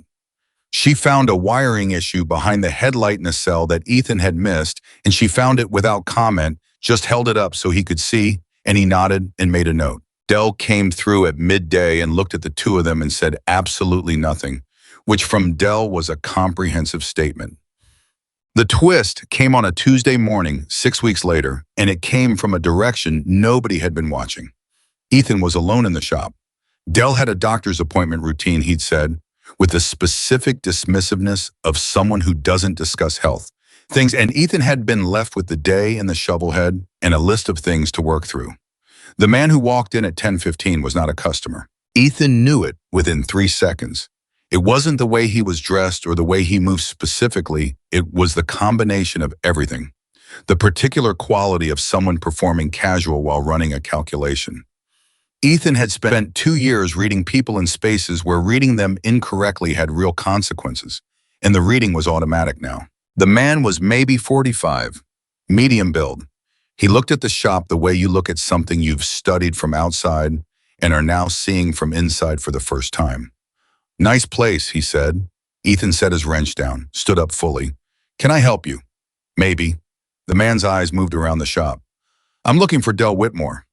Dell's not here today. If you want to leave a number. It's not really a Dell question. The man's eyes came back to Ethan. You're Walker, Ethan Walker. Ethan said nothing. I'm not here to cause a problem, the man said, and he put his hands up slightly, the gesture people use to say unarmed, which Ethan registered and did not fully believe.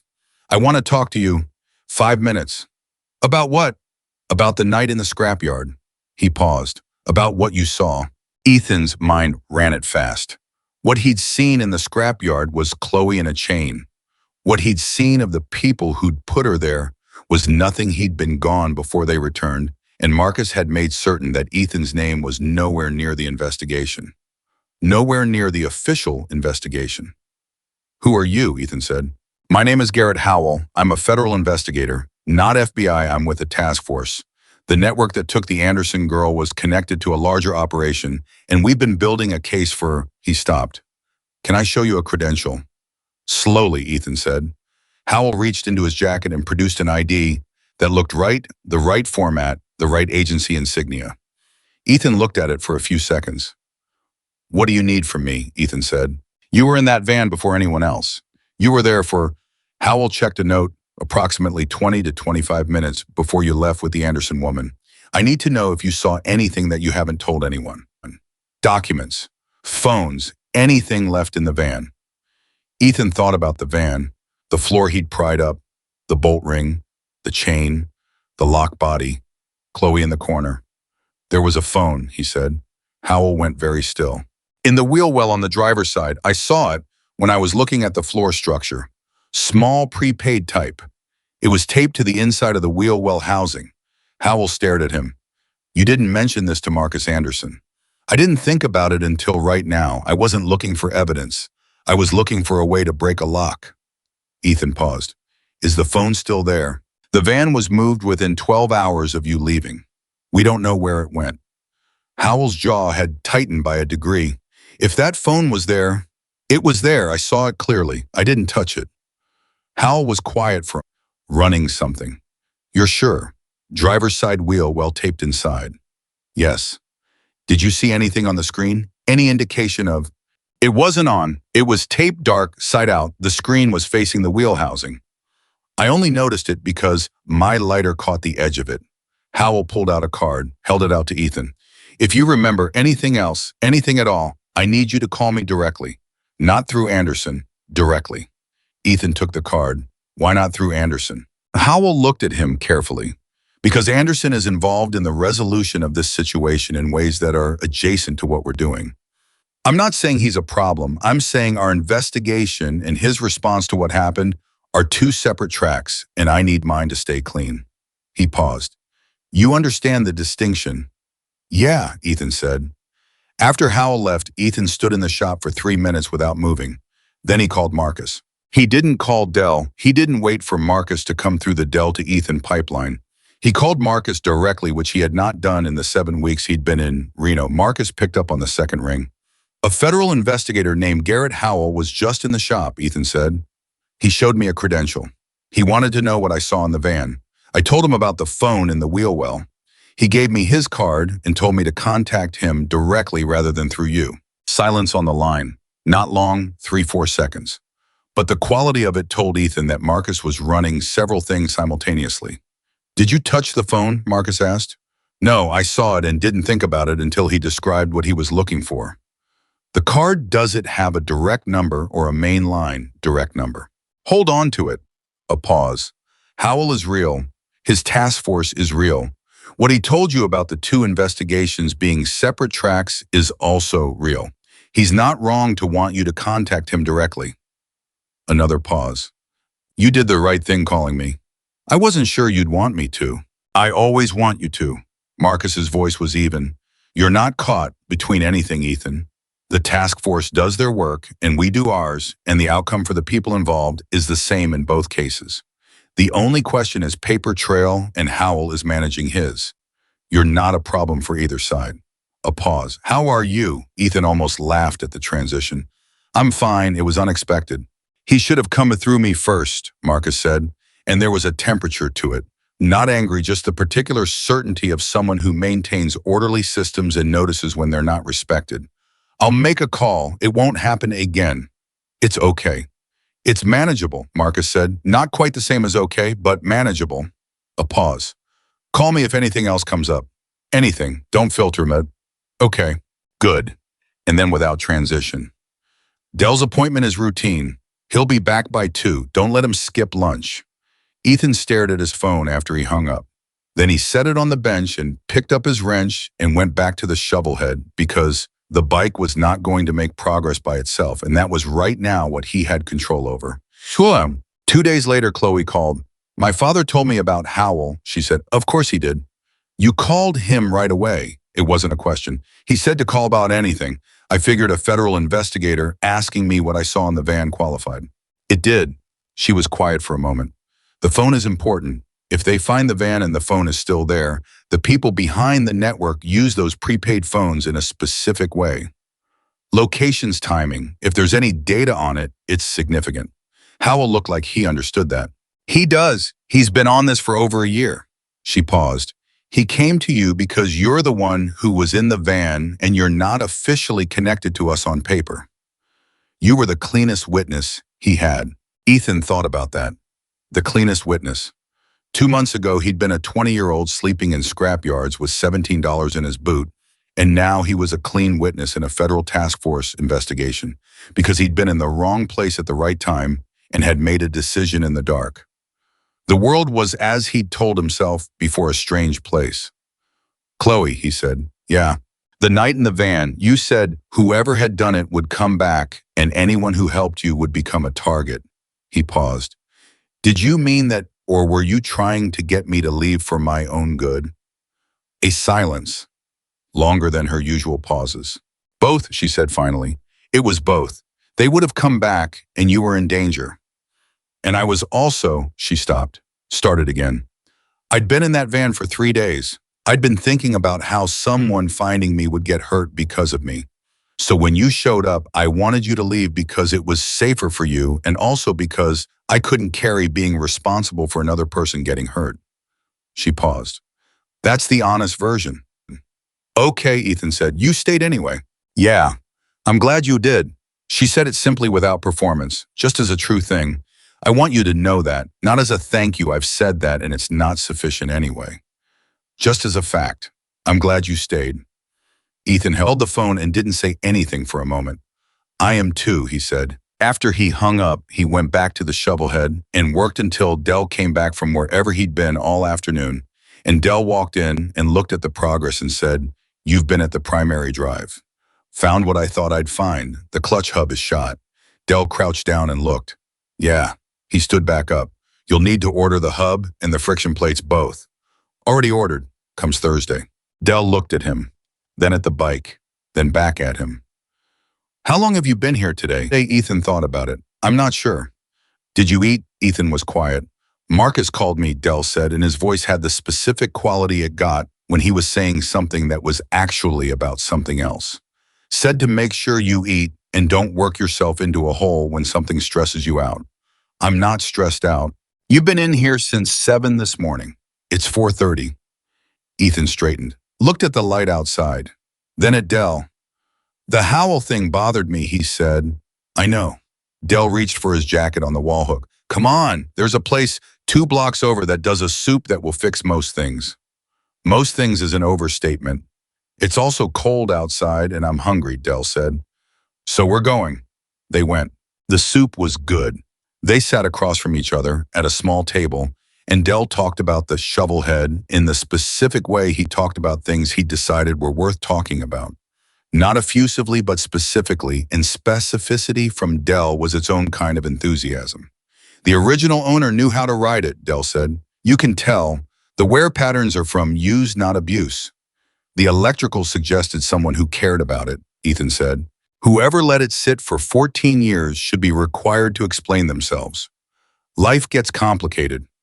Life is always complicated. Machines deserve better. Dell dipped his bread. "The restoration is going to be good work for you." Ethan looked at him. "Why for me specifically?" "Because it requires patience," Dell said, "which is what you're working on, and because it'll be done at around the same time you've been here, 6 months, which means you'll see what it looks like to take something broken and make it whole again. At roughly the same time you start to have enough data to trust that the ground under you is actually solid." He paused. "That timing is not accidental." Ethan stared at him. "Marcus planned the timing of the shovelhead." Dell ate his soup. Marcus suggested to Porter that his wife's cousin might consider having the bike restored and that the Reno shop was the right place for it. Dell was completely unrepentant, and that the timing of bringing it in should be approximately 6 weeks after a certain new mechanic had settled in enough to take on a complex project. Ethan sat with that, the deliberateness of it, the specific care involved in engineering, not a rescue, but a sequence, something that would require him to stay, require him to grow, deliver a result he could see and measure. "He does that," Dell said. "He finds what a person needs, and he builds circumstances toward it. Not manipulative, he'd never put you somewhere bad, but he pays attention and he acts on what he sees." A pause. "Roy did the same for him. He's been doing it for other people for 30 years. Ethan thought about Roy, dead for 16 years. Thought about the chain of it, Roy to Marcus, to whoever Marcus had done it for, and now to him. "Does it bother you?" Dell asked. "Knowing he set it up?" Ethan thought about it honestly. "No," he said. "It would bother me if the thing itself wasn't real. Real, but the bike is real. The work is real. The progress is real, yo." He paused. "He created the circumstances. I'm doing the thing." "That's the right way to look at it," Dell said. They finished the soup and walked back to the shop in the cold, and Dell said, 8 months. Ethan looked at him. 8 months is when I'll tell you you're ready to lead the shop when I'm not here. Not ready to run it, ready to lead it. There's a difference I'll explain closer to the time." Dell unlocked the shop door. "Mark it." Ethan said nothing for a moment. Then 8 months. "Mark it," Dell said again and went inside. The call that changed the shape of everything came on a night in late November when the cold had settled into Reno with the intention of staying, and Ethan had started keeping the space heater on in the room above the shop because the alternative was waking up with his hands too stiff to work. It was Marcus. "I need to tell you something," Marcus said, "and I want to say it before you hear it from someone else." Ethan sat up. "Okay." The Howell Task Force found the van. They found it in a storage facility outside of Sparks about 40 minutes from you. The phone was still there. A pause. The data on it was significant enough that 3 additional arrests were made in the past 48 hours. Senior-level people. The network is effectively decapitated. Ethan breathed out. That's good. It is good.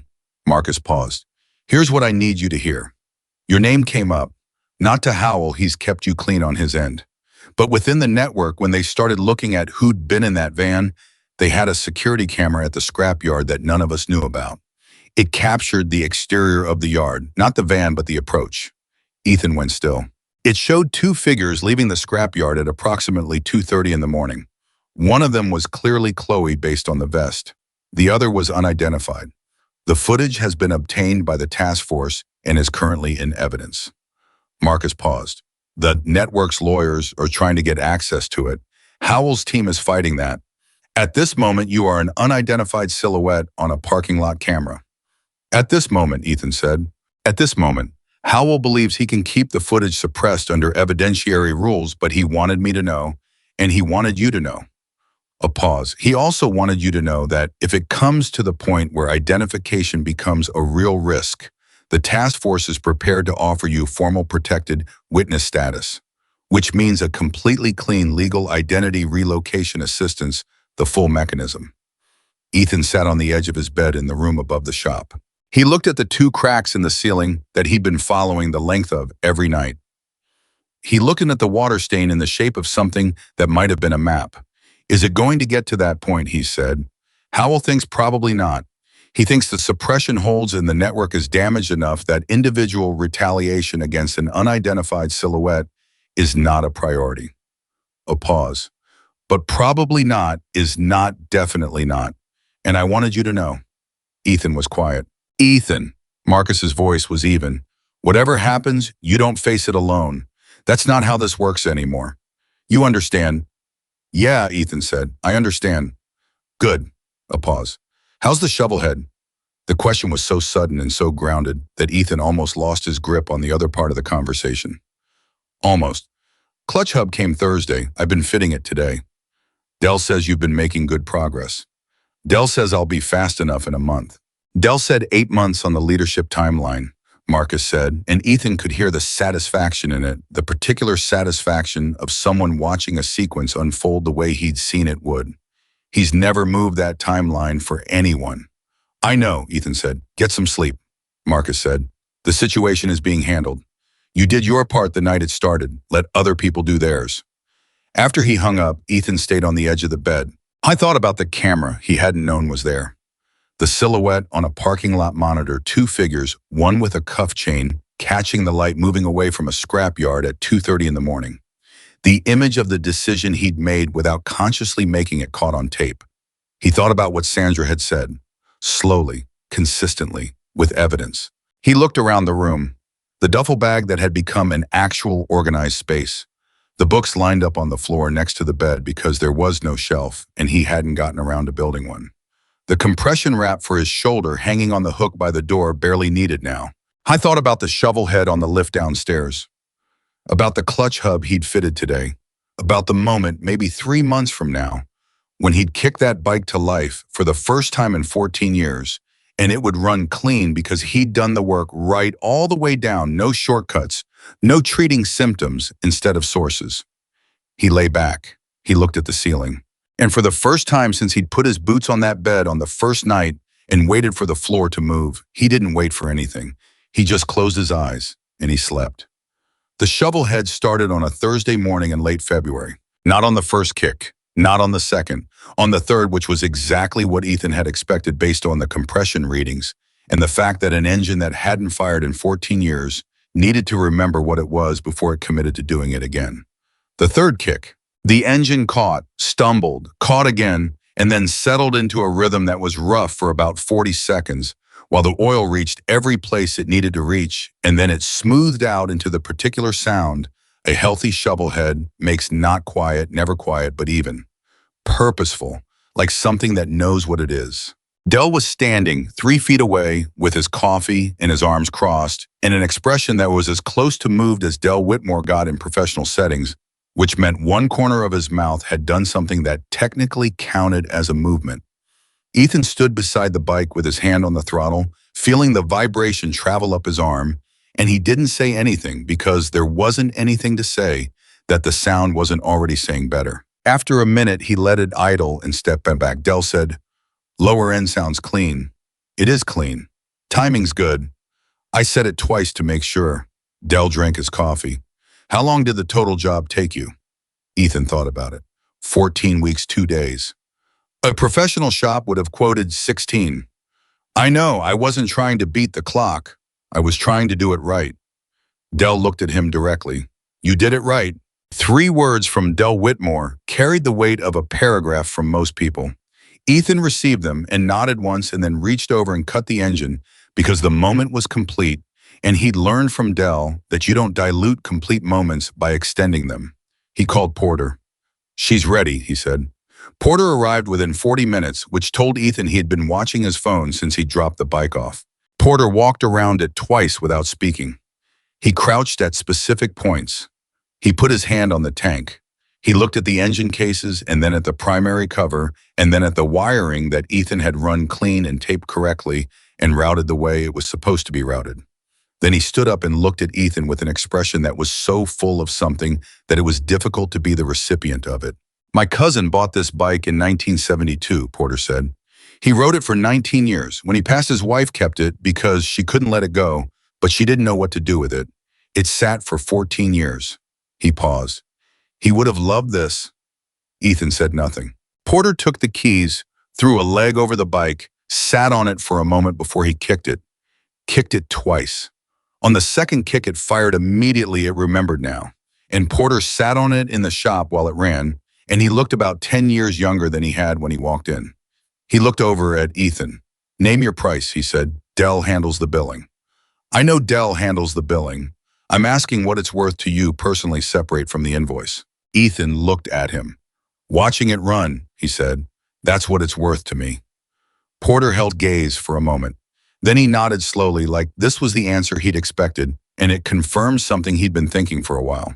He rode it out of the shop and down the block and back, and when he came back in, there were things happening in his face that he was managing with the dignity of a man who had been around long enough to know that some emotions don't need an audience. He shook Ethan's hand. He shook Dell's hand. He left. Dell finished his coffee. "That's what the work is for," he said. "Yeah," Ethan said. "Remember that on the days when it's just dirty and difficult." "I will." Dell set his mug down. 8 months is in 3 weeks. Ethan had not forgotten. He'd been carrying the date the way you carry something you don't want to drop, aware of it, always not gripping it so hard it became pressure. "I know," he said. "The conversation we have then is going to change your role here," Dell said. "I want you thinking about that now, not then. What you want it to look like. What you need from me for it to work." He paused. "This isn't me handing you something. This is me asking what you're ready to build." Ethan looked at his hands. The scar lines from the crowbar work were fully healed now. Just texture geography, the record of a night that had redirected everything. "I'm ready," he said. "He said. Dell looked at him for a long moment. "I know you are," he said. "I wanted you to know that you know it." Marcus came to Reno the following week. Not for business. He came on a Tuesday with no stated purpose and showed up at the shop mid-morning and sat on the same stool he'd sat on the last time. And Ethan continued working for a few minutes while Marcus watched, and neither of them felt the need to fill the silence with anything. Eventually, Ethan straightened and wiped his hands. "The shovelhead went home," he said. "Porter called me," Marcus said. He was incoherent in the best possible way. "It was a good project. Dell says it's the best first restoration he's seen in 20 years of watching people attempt them." Ethan looked at him. "Dell said that. Dell said it to me, not to you, because Dell expresses approval to the person who can act on it most productively." Marcus paused. "I'm telling you because you should hear it directly." Ethan set the rag down. "Why are you actually here?" Marcus met his eyes. The footage suppression held. Howell confirmed it 2 days ago. The evidentiary challenge failed, and the footage stays in the task force's possession and off the table for the defense. He paused. "You're clean, completely. There's nothing that points to you, connects to you, or creates risk for you going forward. Ethan breathed out slowly. It's over, Marcus said. The part of it that was a danger to you, it's done. Ethan stood with that for a moment. 8 months of keeping a quiet corner of his attention on the possibility of a silhouette on a screen becoming something more than a silhouette. 8 months of Sandra's steady work of rebuilding the wiring of his nervous system. 8 months of Dell's precision and Porter's gratitude, and Chloe's phone calls, and the shovelhead teaching him what patience actually cost and what it returned. 8 months of staying. Thank you for telling me in person, Ethan said. Some things need to be said in person. Marcus looked at him steadily. How are you the real answer? Ethan thought about the real answer the way he'd been learning to think about it, not the polished version, not the version that protected the listener from the complicated parts, but the actual current reading. Better than I thought possible 8 months ago, he said. Sandra says I'm making real progress on the hypervigilance patterns. Dell says I'm ready for the next level of responsibility in the shop. I sleep well. I eat regular meals. I have, he paused. Something in the list had caught him. I have people, actual people, that I talk to, that call me. He said it with the particular weight of someone naming a thing they'd given up believing they'd have. That's the realest answer. Marcus nodded. Something in his face had the quality it sometimes had when a thing he'd hoped for proved out. Not surprised because he'd believed it would, but the quiet satisfaction of belief confirmed. There's something I want to ask you, Marcus said. Ethan waited. There's a kid, 19 years old. He aged out of the system in Sacramento 6 weeks ago. Someone in the chapter community connected him to me. Marcus paused. He's been sleeping rough. He's good with his hands, worked in a shop in Sacramento before his placement ended. He needs what you needed 8 months ago. He paused again. Dell has said the shop can support another person at the level you were when you came in. The room above the shop is yours, that's not changing. But there's a storage space at the back of the building that could be converted. Ethan looked at him. I'm not asking you to take responsibility for him, Marcus said. I'm asking if you're willing to be present for him the way Dell was present for you. The way you learned how to be present is by being around people who did it without making a performance of it. He held Ethan's gaze. Roy did it for me. I've done it for others. You're further along than you think you are. The shop was quiet around them. Outside, Reno was doing what Reno does in late February, cold and gray, and entirely indifferent to the size of the moments happening inside buildings. Ethan thought about a 20-year-old crouching next to a chain in the dark. He thought about the 3 seconds in which he had not left. He thought about what that not leaving had cost and what it had returned, and the ratio between those two things and the fact that the return was so far beyond the cost that it didn't belong on the same scale. He thought about a kid in Sacramento with good hands and no ground. Yeah, he said, tell me about him. Marcus's expression did the thing it did when something was exactly right. Not a smile, something quieter and more durable than a smile. His name is Danny, Marcus said. He's stubborn and he doesn't trust easily, and he's going to push back on almost everything for the first 3 weeks. Sounds familiar. I thought it might. Marcus paused. He arrives Friday. Danny Reyes arrived on Friday at 2 in the afternoon on a Greyhound bus that pulled into Reno 40 minutes late, and he walked into the shop carrying a backpack with one strap and the specific posture of someone who had learned to make themselves small, enough to avoid being a target, and hadn't yet learned that not every room required it. I was 19. I was lean in the way that people who haven't been eating consistently are lean. He looked at the shop the way Ethan had looked at the room above it on the first day waiting for the floor to move. Dell was in the office. Ethan was at the bench. Danny stopped in the doorway. I'm looking for Dell Whitmore, he said, carefully, like he was ready to be redirected. Dell's in the office, Ethan said. He didn't stop what he was working on. Come in, don't touch anything on the bench to your left. Those are organized. Danny looked at the bench, then at Ethan. Something in his posture shifted, not relaxed, but recalibrated. He came inside. You're Walker, Danny said. Ethan, he glanced up. Marcus told you about me. He said you ran the shop. Dell runs the shop. I'm the senior mechanic. Ethan set his tool down and turned to face him properly. Marcus told me about you. Sacramento good with your hands. Danny looked at the floor briefly. I'm not as good as he probably made it sound. He said you needed to learn, not that you were finished learning. That's different. Ethan looked at him for a moment. How long since you've eaten? Danny's jaw tightened slightly. The question had caught him. This morning. Dell's going to talk to you for about 30 minutes. After that, we're going to get food, then I'll show you the space at the back of the building. He paused. It's basic. Basic is fine. I know it is.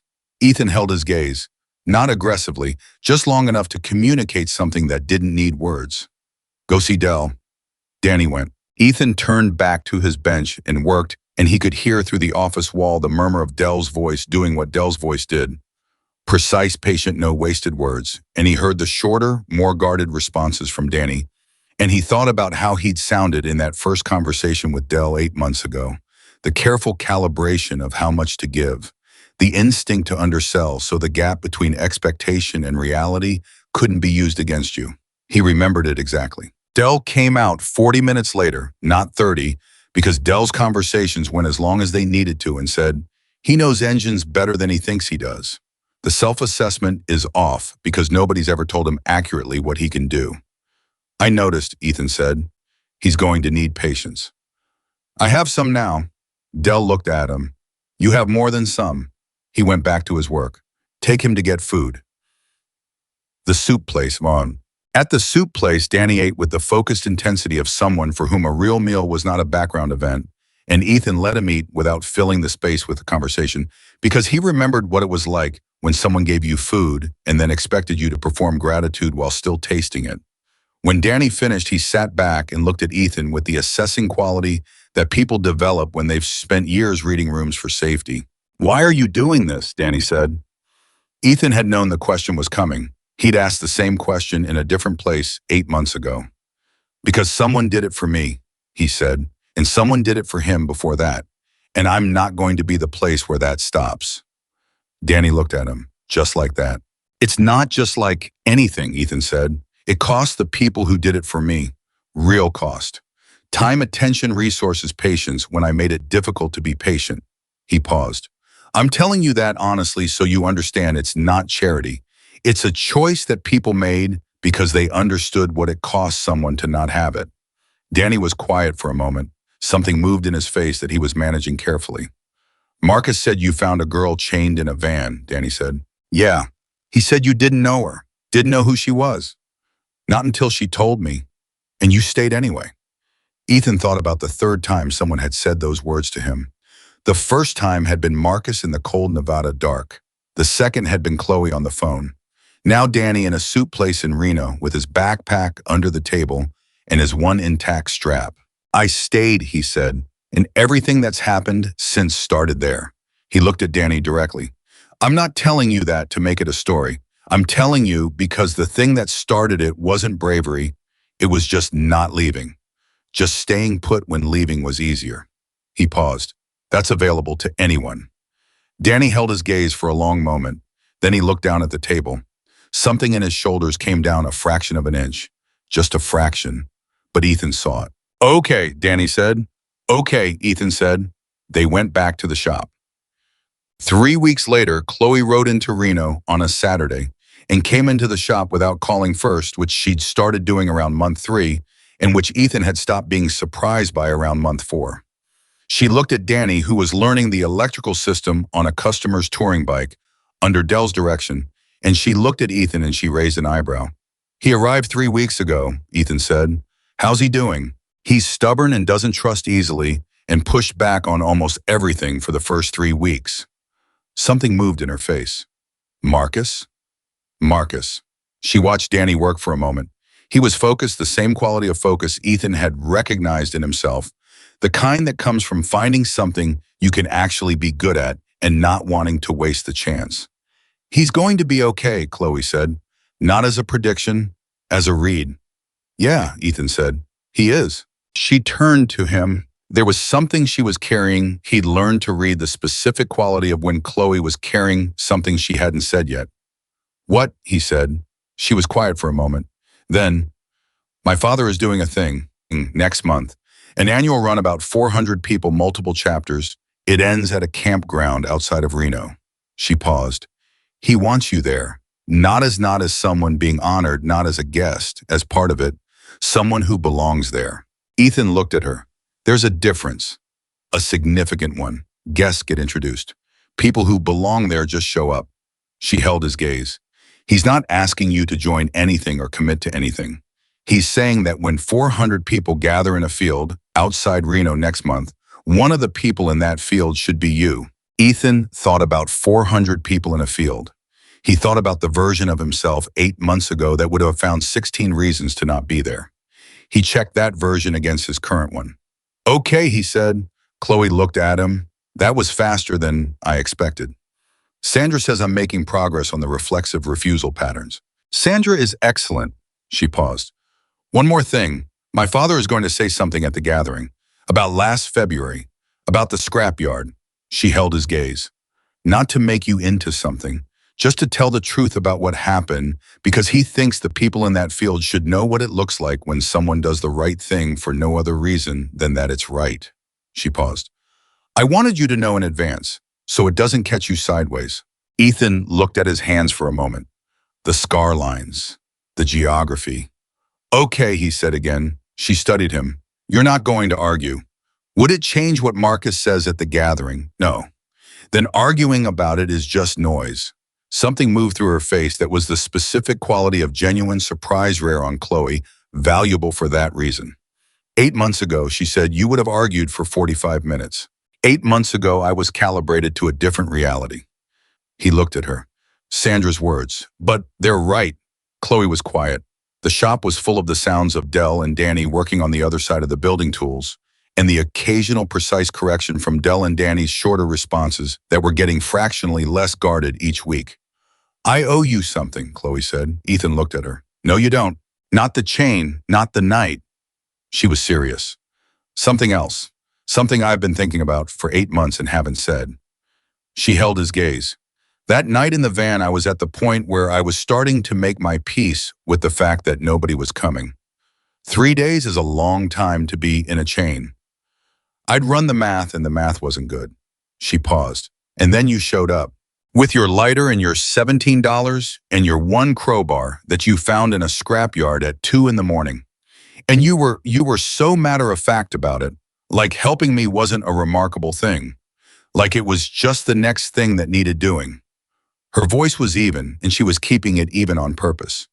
That changed something in me, not just about being rescued, about what people are capable of, about what's possible when someone just refuses to do the easy thing. Ethan said nothing for a moment. I'm not trying to make you uncomfortable, she said. I know. He looked at her. It changed something in me too. Everything since that night has been different because of it. I can't separate who I'm becoming from the 2 seconds where I didn't leave. He paused. We both got something out of that van. She held his gaze. Then she said simply, yeah, we did.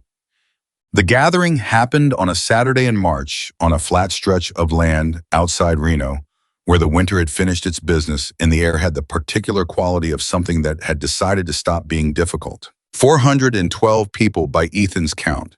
He'd arrived with Dell and Danny. Danny was still in the stage of being uncertain in large groups of people he didn't know. And Ethan had said simply, stay close to Dell, which Danny had done with the relief of someone given a clear instruction in an unclear situation. Ethan moved through the gathering the way he'd learned to move through things over the past 8 months, present, not performing. He talked to Porter and Rooster and Decker. He talked to people he'd never met who knew Dell, and to people he'd never met who knew Marcus, and to a few people who knew him without his knowing how, which happened twice, and both times turned out to be people Marcus had spoken to about the Reno shop in the context of recommending work. I was being woven in, he understood. Not dramatically, just gradually. The way belonging actually happens, not in a ceremony, but in a series of small moments that accumulate until one day you look up and realize the accumulation has become something solid. Marcus spoke after the sun had started moving toward the horizon. I didn't use a microphone. His voice carried the way it needed to carry, and the crowd settled into the particular attention that forms around someone who says true things without decoration. He talked about what the gathering meant to him. He talked about Roy, and Ethan heard his own name coming before Marcus said it, knew it was coming, and felt his chest tighten anyway. About a year ago, Marcus said, a 20-year-old kid was sleeping in a scrapyard in Nevada. He had $17 a lighter and nowhere to be. He had no reason to do anything except survive to the next morning. A pause. He heard a sound in a van, and instead of walking away, which was the intelligent choice, the safe choice, the choice that cost him nothing, he stayed. He worked for 20 minutes in the dark with a single crowbar and freed my daughter from a chain she'd been in for 3 days. Marcus's voice was even. He didn't know who she was. He didn't know what it would cost him. He did it because it was the next thing that needed doing.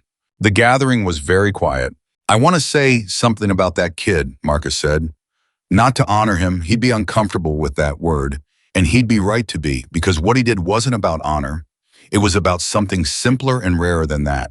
It was about being the kind of person who hears a chain sound in the dark and doesn't walk away. He paused. That kind of person is not common. When you find one, you don't let them disappear back into the world they came from. You make sure they know they're not disappearing anymore.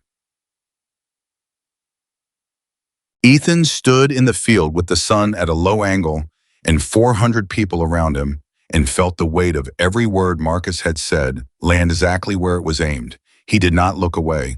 He stood exactly where he was. Chloe appeared beside him. At some point, he hadn't heard her approach.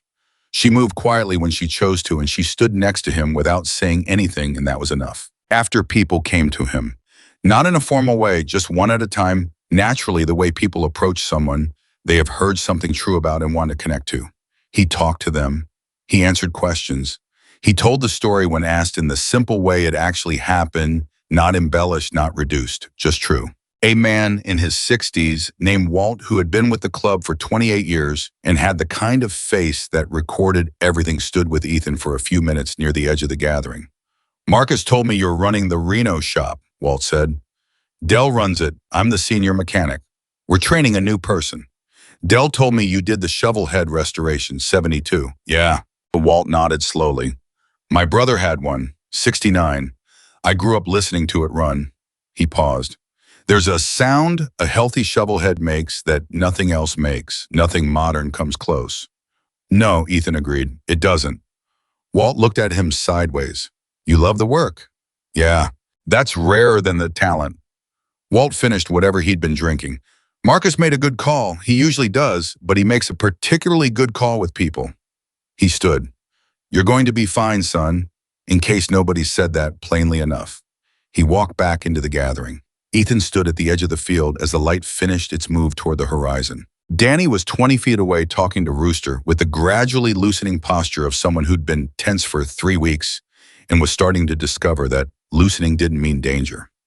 Dell was across the gathering, talking to someone Ethan didn't recognize, using his hands in the specific way he used them when discussing something mechanical. Marcus was at the center of it all, not because he'd put himself there, but because that was where the gravity of a man like him naturally placed him.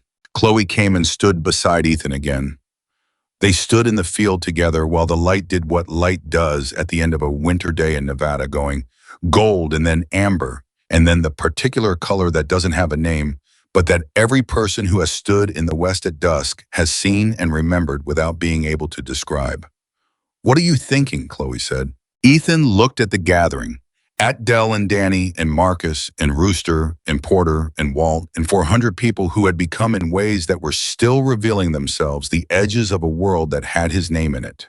I thought about a garbage bag and a bus ticket at 18. He thought about $17 in a boot in a crowbar in the dark. He thought about the chain sound that could have been nothing, that could have been an animal or the wind or a piece of machinery settling, and the 2 seconds in which he had not walked away from it. He thought about everything that lived on the other side of those 2 seconds. I'm thinking that Roy would have liked this, he said. Chloe looked at him. Something crossed her face that was full and complicated, and she didn't try to simplify it. Yeah, she said, he would have. The light held for another minute, then it began to go. Ethan Walker, who had spent 2 years moving, because stopping felt like dying, who had $17 and 1 crowbar on the night that changed everything, who had stayed when leaving was easier and found on the other side of that decision. Something he had stopped believing existed, stood in a field outside Reno with people who knew his name and meant it, and he did not wait for the floor to move. He stood on it. He was home.